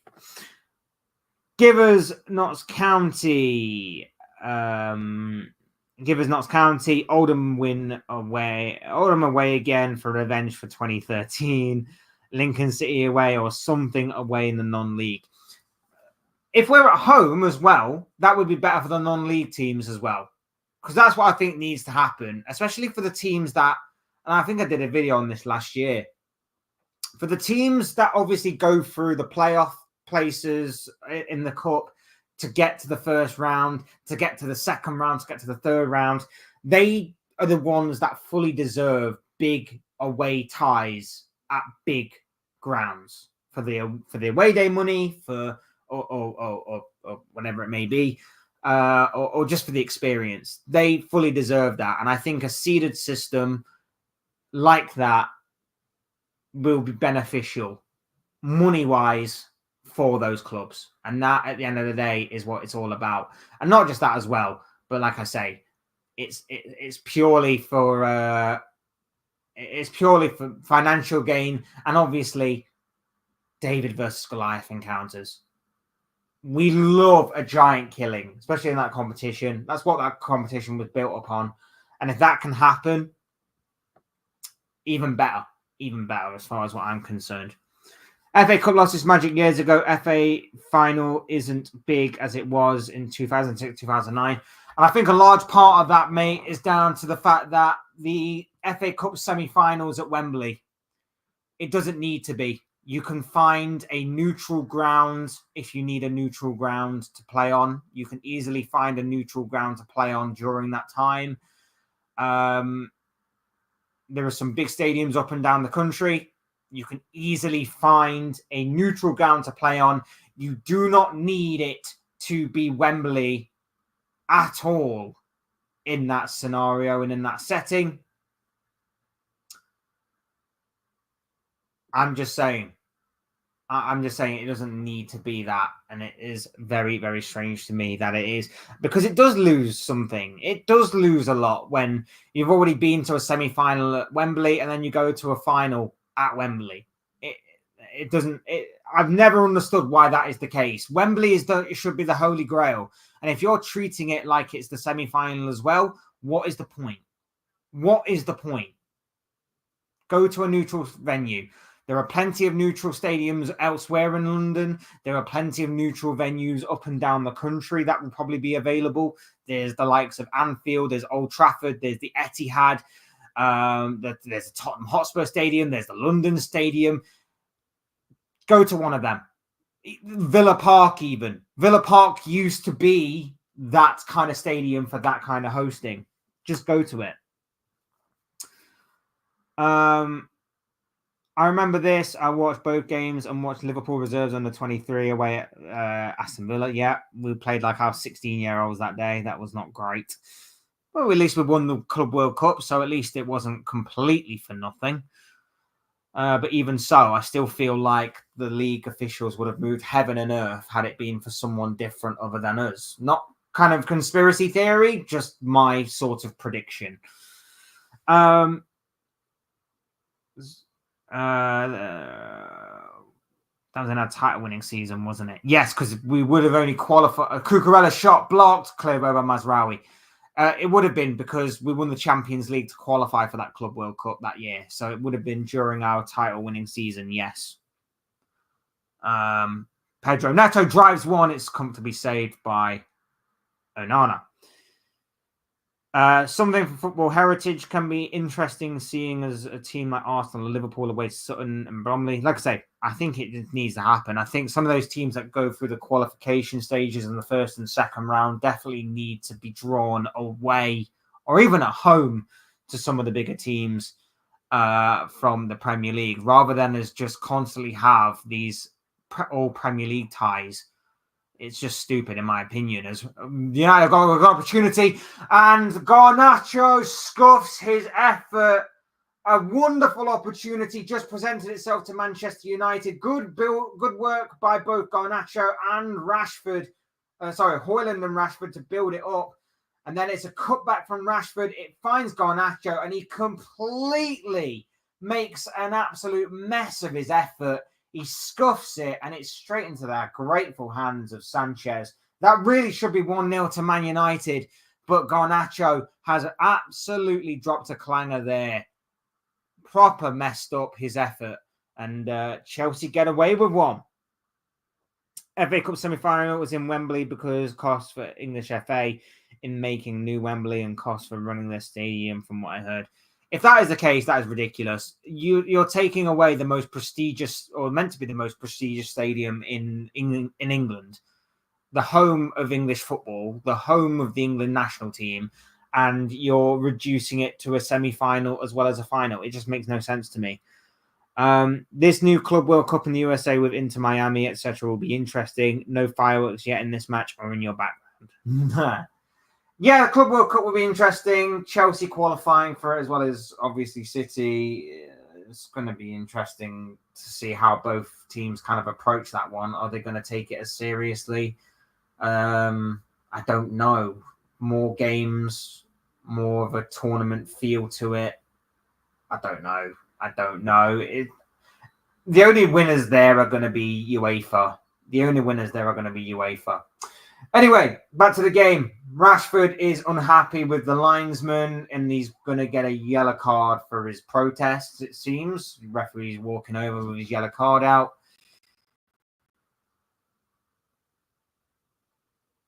Yeah, yellow card for Marcus Rashford.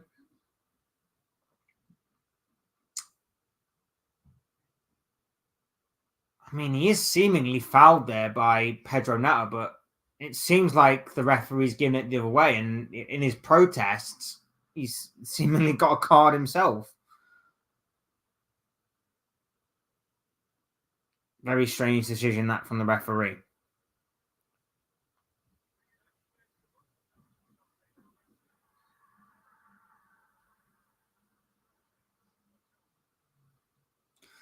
And the changes for Chelsea, Enzo Fernandez and Michaela Mudryk. What do we make of Mudryk's new hairstyle, by the way? He's gone... He's properly gone. Højlund's in! He's brought down by Sanchez. The referee's pointed to the spot as a penalty for Manchester United. Højlund celebrates. It'll be interesting to see this on the replay, whether or not this is going to go to VAR or not. Big controversial, big moment in the game. Robert Sanchez is judged to have brought down Rasmus Højlund in the penalty area. Ball gets played in by Casemiro. Brilliant ball in. It's gone over the head of Fofana. Højlund's run onto it. It's a great first... Well, is it a great first touch? I don't know. He's tried to then take it around the goalkeeper to keep hold of the ball. Sanchez, he does make contact with his foot, but is it enough contact for him to jump and flop the way that he does? I don't know. But it's not going to be overturned. It's not clear and obvious.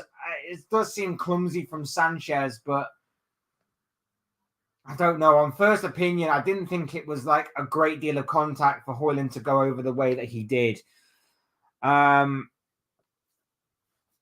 So we shall see. We shall see. Obviously, my stream is like 30, 40 seconds behind. Man United, thanks, bro. Thanks. I know you probably knew, so appreciate it, Wayne. I hope you are well, my dude. But I am like 30 seconds away from everything. So, yeah. No prizes for guessing then what's going to happen with this Bruno Fernandes penalty.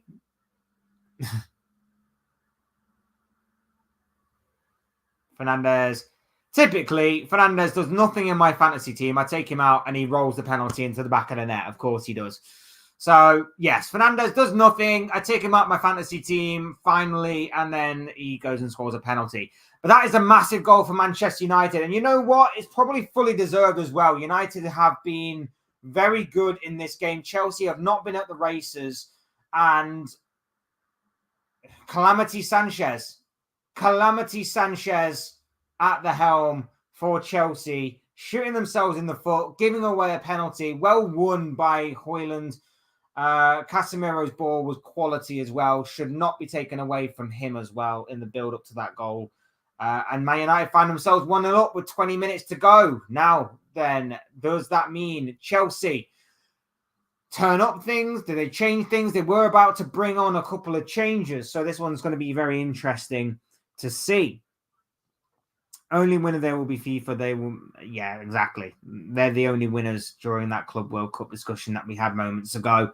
Chelsea haven't signed yet. They signed so many players. Yes, they have. But there did appear to be method to their madness, shall we say. Not in this game. Man United 1-0 up. Thank you, Wayne. Hope you are well, my dude. They celebrate winning a penalty. Is the game gone? I mean, you're tempting fate. I never really, even when Liverpool win penalties, which is very rare because Mo Salah needs his legs broken before he ever wins a penalty. But yeah, I always think you're tempting fate. Mudryk and Fernandes are on, by the way, for Madueke and Lavia in the aftermath of that goal. I always think you are tempting fate when you celebrate a penalty. You obviously have faith in your player that you go on and score it, of course, but you are tempting fate when you celebrate, especially the way that Højlund celebrated winning the penalty there. It did seem like you would tempt fate. You would tempt fate. But no, Fernandes won that scored that penalty.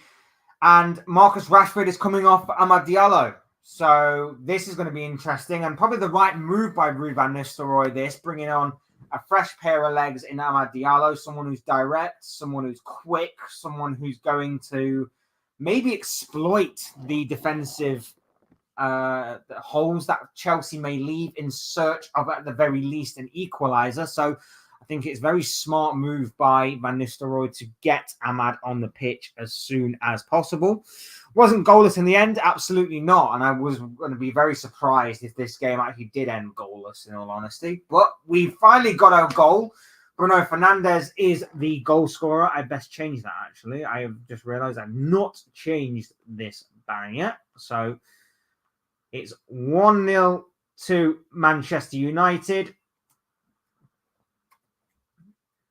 Bruno Fernandes with a penalty.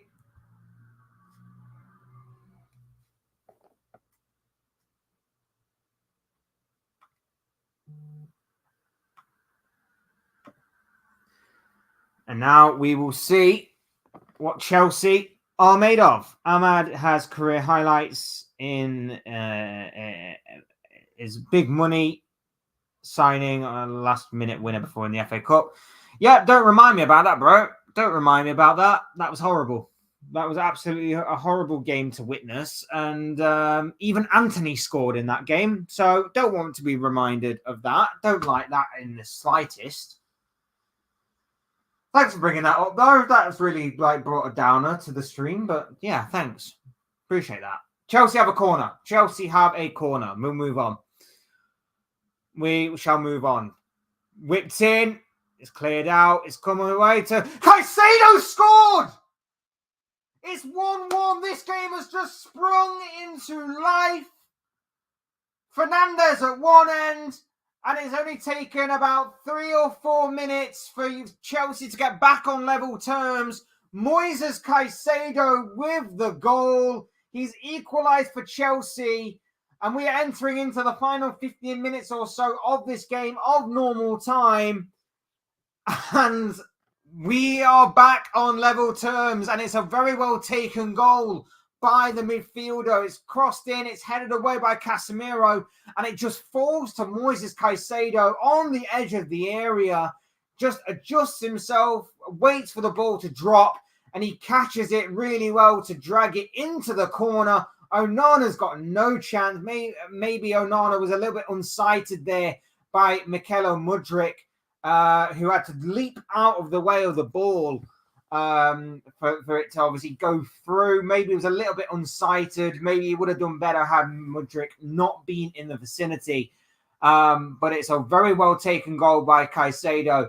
And Chelsea are back on level terms. Wow. Wow, oh wow, oh wow. I told you there'd be goals in this one. And it's taken a long time for us to get there. But between Chelsea and Man United, we are finally there. We're finally there. It's 1-1. Chelsea equalising after... Oh, Nicholas Jackson might be through here. It's played back to... it's played back to Enzo Fernandez and he skied it. Big opportunity there for Chelsea. Goes a-begging. De Ligt falling over. Jackson teeing up Enzo Fernandez and he just couldn't get it over Onana but under the crossbar. Woo! Very good goal by Chelsea to score. And finally, we have life in this game. We have life in this game.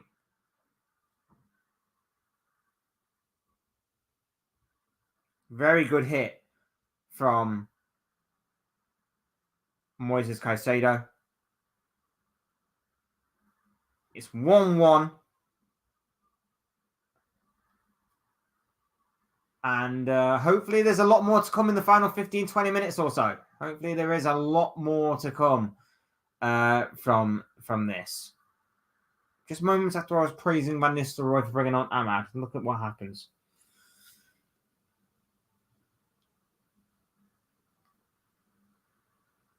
I'm hoping both teams get another goal. Would make my 2-2 prediction come good. Would be nice to get some. I've not really had a good week predictions-wise, have I? I think I predicted Villa to win. That didn't happen. I predicted Arsenal to definitely win. I predicted Man City to win. That didn't happen. I think the only one I got right was the Liverpool one. I may have got some results right as well, but maybe not scorelines. I think I predicted Palace and Wolves to draw last night. That was 2-2. I think I put 1-1. Here's Garnacho. Goes straight across the face of goal and out of play. Might have took a deflection. No, goal kick. So, yeah, I think the only one I got right was Liverpool bang on. But I think I got a couple of... results right. I have to double check. Let's start. I'm not going to do it now because it was part through the season. But if I decide to do them next year as well, I might start looking over my old ones and start keeping a points tally. of how many I get. So like 3 points for a bang on result, 1 point for the right result, but not the scoreline, and obviously 0 points for getting it completely wrong. Which means I'm going to have a very low points tally. Brighton and Hove Albion and Brentford have interesting policies when they always end up selling players for money. They produce some very good talent. They help produce and enhance some very, very good talent. Brighton especially. I think Brentford missed the boat on maybe selling Ivan Toney a little bit. They probably could have got more for him had he not obviously had one more year left on his current deal. But yeah, it's they're a very well run, pound for pound, very, very well run, very well structured club.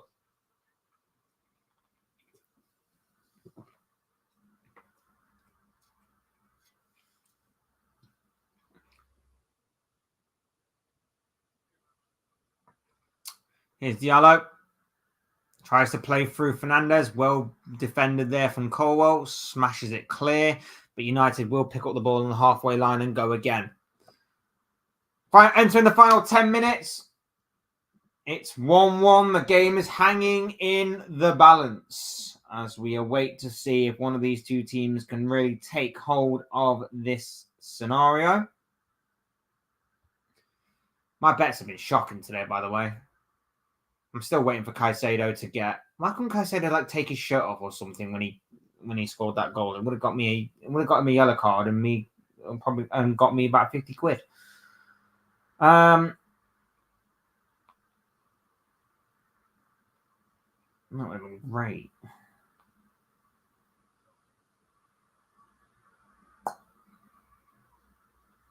Yeah, my bet's been shocking. I ain't got nothing. I ain't got nothing. I'm praying on Caicedo getting booked.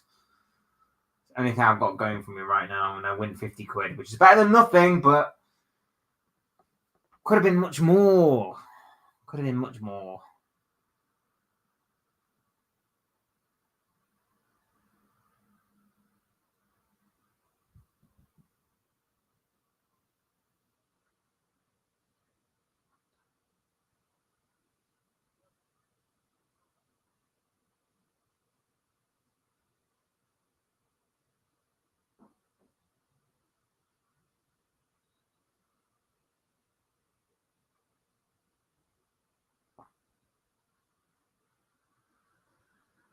Chelsea slow build up.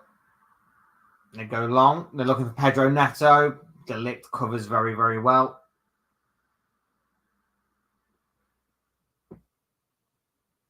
Here's Enzo Fernandez. Mudryk. Palmer. Neto now on the right-hand side for Chelsea here. Reece James crossing to the area.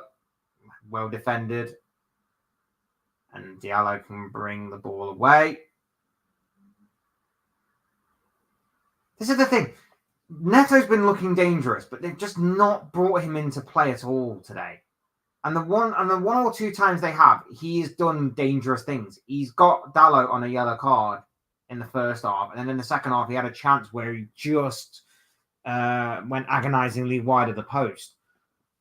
They just haven't brought him into the game at all. Here's Mudryk.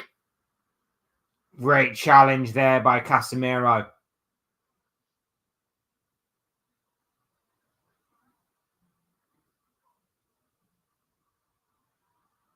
Here's Garnacho now down the left-hand side for United. Has to check back and go all the way back to Mazraoui.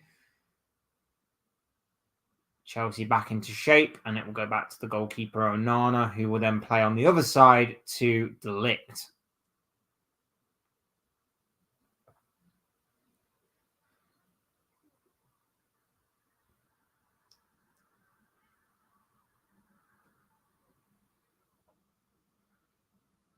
United are going to make a double switch here. Joshua Zirkzee coming on for Rasmus Højlund. Højlund's been really good today. Wins the penalty, obviously. But I think his overall play has been really good. I still think he could have maybe fancied a bit more of the physical battle between him, Fofana, and Colwell at times. But I would say he's been really, really good today. He can make way for Joshua Zirkzee. And Lindelof is on for Ugarte. So is this going to now be a back three for Man United? Or is Lindelof going into that midfield area? That's going to be interesting to note.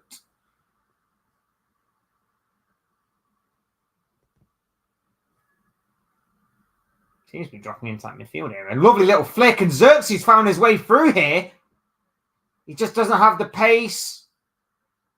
He tries to play in Diallo. It's blocked, and it's fell through for Garnacho. He's trying to work it onto his right foot for a shot. Probably should have used the overlap of Mazraoui more. And Pedro Neto gets back to deal with it. And now Neto can spring free. Really good opportunity that for Man United. It just fell to the wrong player. The irony is that if that had been Højlund, who was on the pitch about a minute or so ago as Casemiro goes into the referee's book, the fourth Man United player, I believe, to be in the referee's book for a foul on Pedro Neto there. The irony is that if that had been, it was a lovely little flick around the corner from Bruno Fernandes to get Joshua Xerxes free. If that had been Højlund, he probably would have had the pace and the strength to maybe hold off the recovering Fofana there. So just ironic that obviously Xerxes just doesn't have that pace and power about him that Højlund probably does. That would have probably seen him get away from the defender there. Otherwise, he was through on goal. As it so happens, it is a Chelsea free kick in a dangerous position. Reece James standing over the ball. We know how good his delivery can be, but he decides to play it short to Cole Palmer, who plays it to Pedro Neto. Neto puts the ball into the area. It's headed away. Xerxes should pick up the second ball. It's not the best of headers, but it's back to Pedro Neto. But Casemiro is there. Oh, sorry. Fernandes is there to head the ball out of play for a Chelsea throw-in.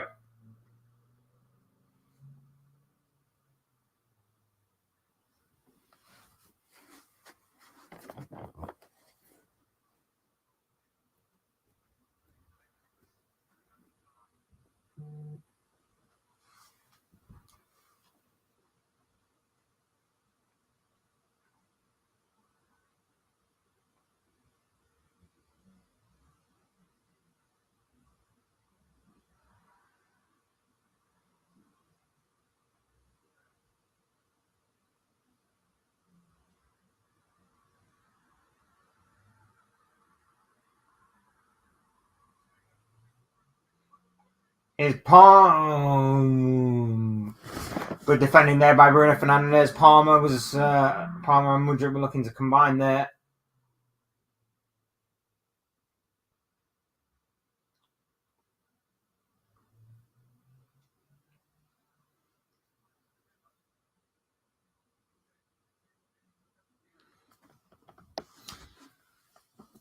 Is it rude to want to be their manager?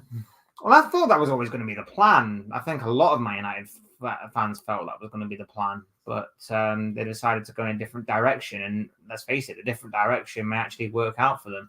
Here's Mudryk, though. Lovely little bit of skill, lovely little flick across the penalty area. A low cross, which does not outfox Onana, who picks up the ball.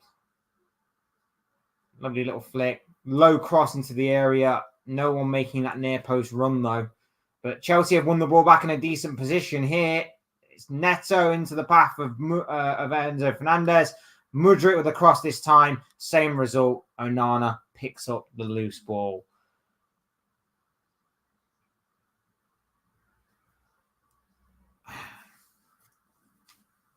Three minutes of normal time. And then whatever the hell the referees decide to add on.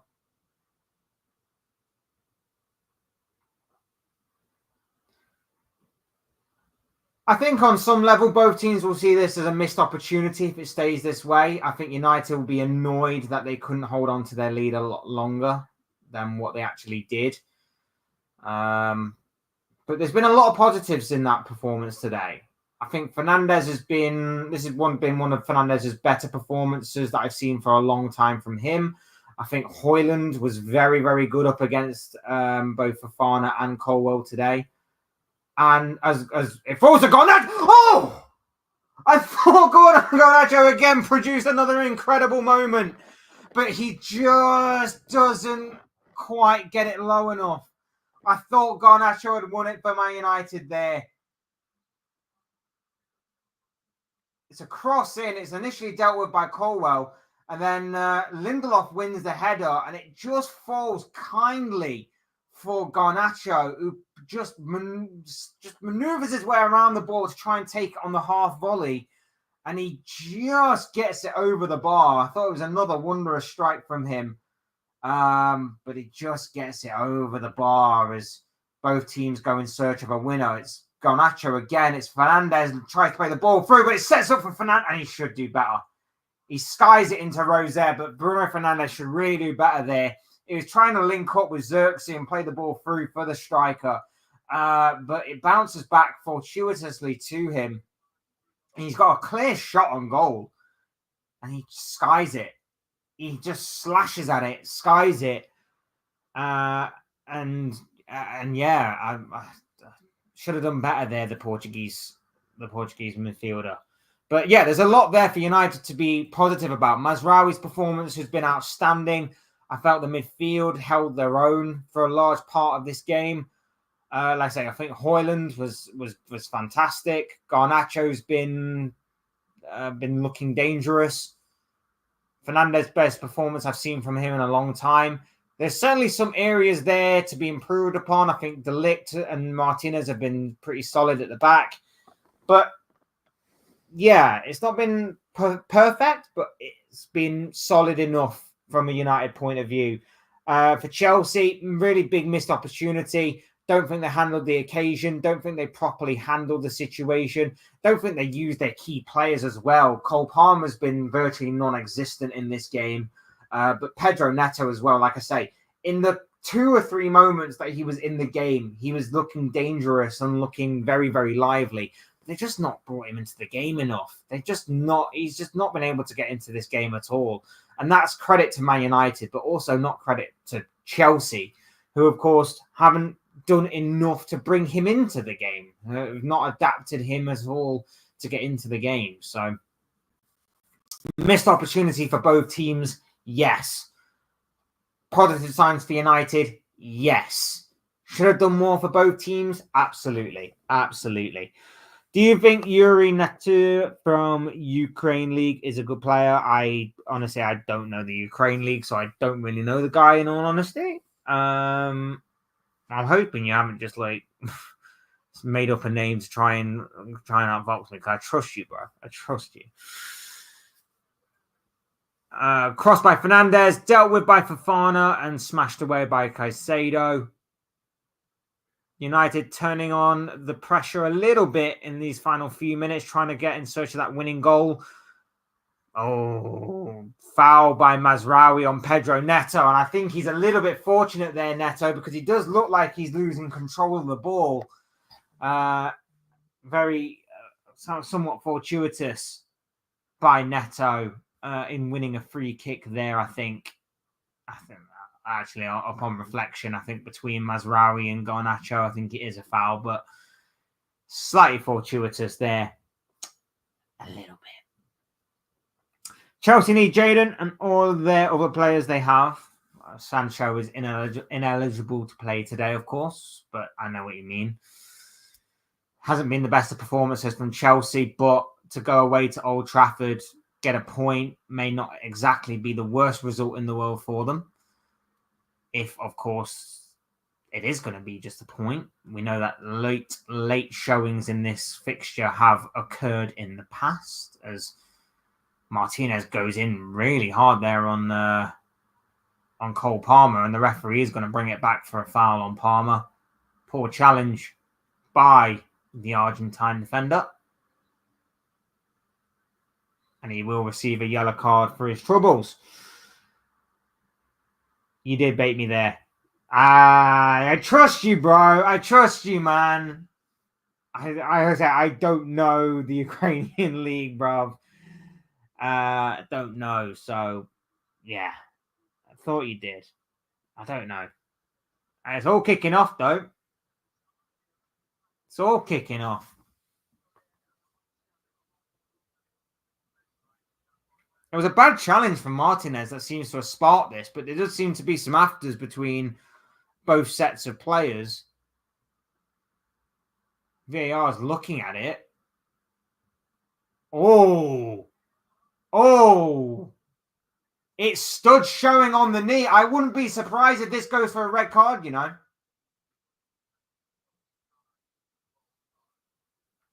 He's gone knee high, stood showing. I tell you what, if the Bruno Fernandes one that he did in the Tottenham game is a red card, this one should be a red card. I know that Bruno one did get overturned, but there was no stood showing on the Bruno one. This one has got stood showing. I wouldn't be surprised if this gets red carded, you know. And I'd be very shocked if it doesn't. No, it seems to be sticking with the yellow. There seems to be Nicholas Jackson also got yellow carded in the aftermath of that. Martinez. I'm a little shocked. I'm not going to lie to you. I'm a little shocked that that was not given as a red card to Martinez, that one. Diallo's also got booked. Everybody but Caicedo, apparently, because no one wants me to win 50 quid. Palmer strikes, blocked. Where's it going to fall to? Mudryk headed on by Enzo Fernandez and cleared away. There'll probably be another minute of added on time, given the fact that that aftermath there got a bit ugly.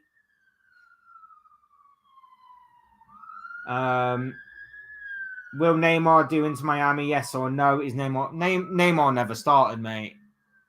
I'm not going to lie to you. Neymar is one of them players that had so much. Crossing by well defended by Caicedo there. Neymar is one of them players that was incredible to watch, but I feel like as soon as he moved to PSG, didn't win any Champions League title over there, wasn't the main guy, wasn't the guy to drag them forward. I'd probably say that it will go down as a bit of an underwhelming career. League title-wise, maybe not, because of obviously what he did win league title-wise in France. But I would argue that the guy should have had more, should have won more, probably should have made his way over to the Premier League to really test himself. Went for the money, went for PSG, never got another Champions League title to his name after leaving Barcelona. But he made a lot of money. He won what he won for Barcelona. He won what he won over in France. Fair play.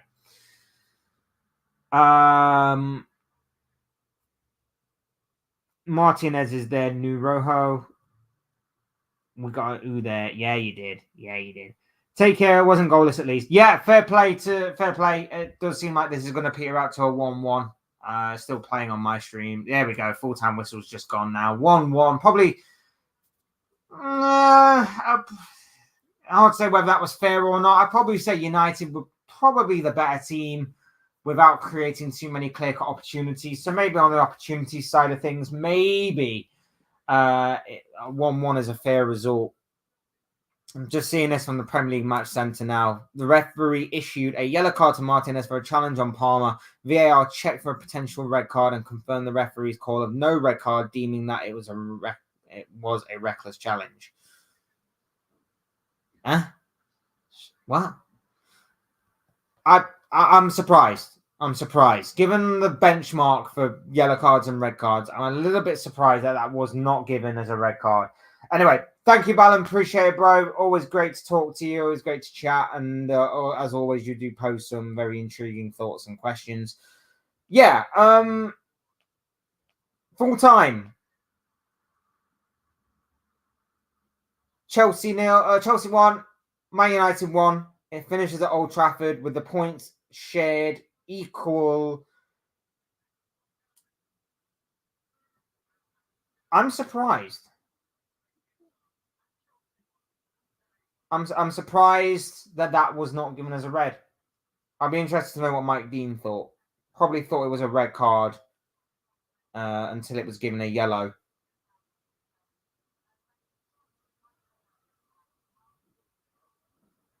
I don't know. A lot of people saying it should have been a red. A lot of people saying it probably should have been a red. With the stud showing at the knee, I'm surprised. I'm very surprised.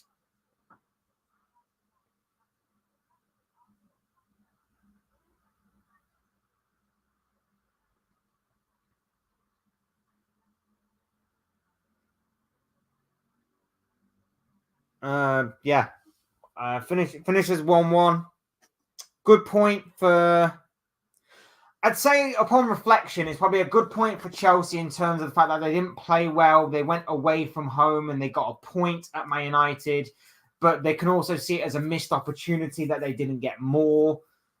Going into the game as the form team, that kind of thing. Probably something that they should have looked at a bit more and thought we probably could have gone for the win there. And then a missed opportunity for United. Didn't hold on to their lead for very long. Played probably a little better than Chelsea in certain areas and in certain moments of the game.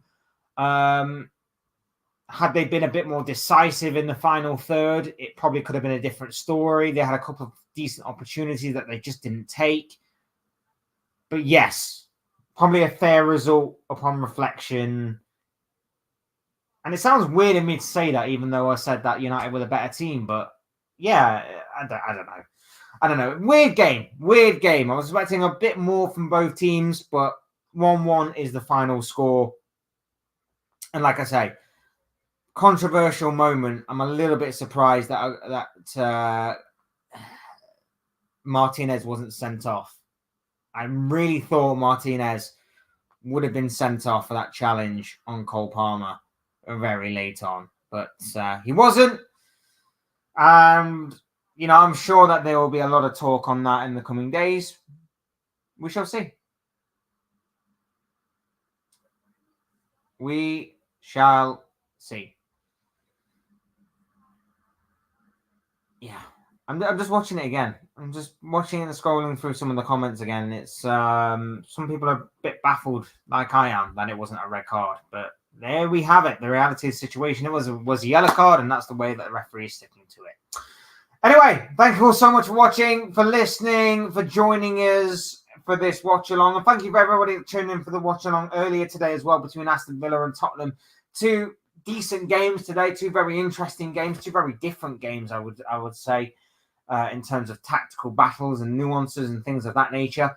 But two very intriguing games, to say the least. Man United won, Chelsea won. That's how it's finished today at Old Trafford. Thank you all so much for watching and listening. Hit the like button if you haven't already on your way out. That'd be great for the channel, great for myself, and thank you all so much in advance for that. Appreciate that. Comment as well, any kind of ideas for future videos or future live streams that you want me to try and do. Would love to hear from you all what I have to say on that.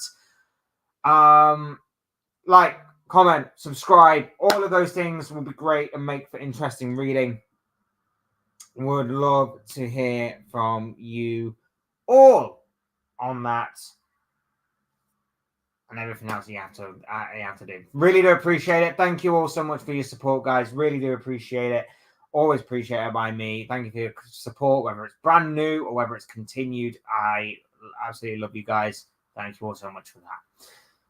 Right, I've been Fletch. Time to get out of here. And I'll see you all once again soon in another video or live stream or whatever it may be. Cheers, guys. Thanks for watching. Take care. Enjoy the rest of your night. Speak to you all again very, very soon.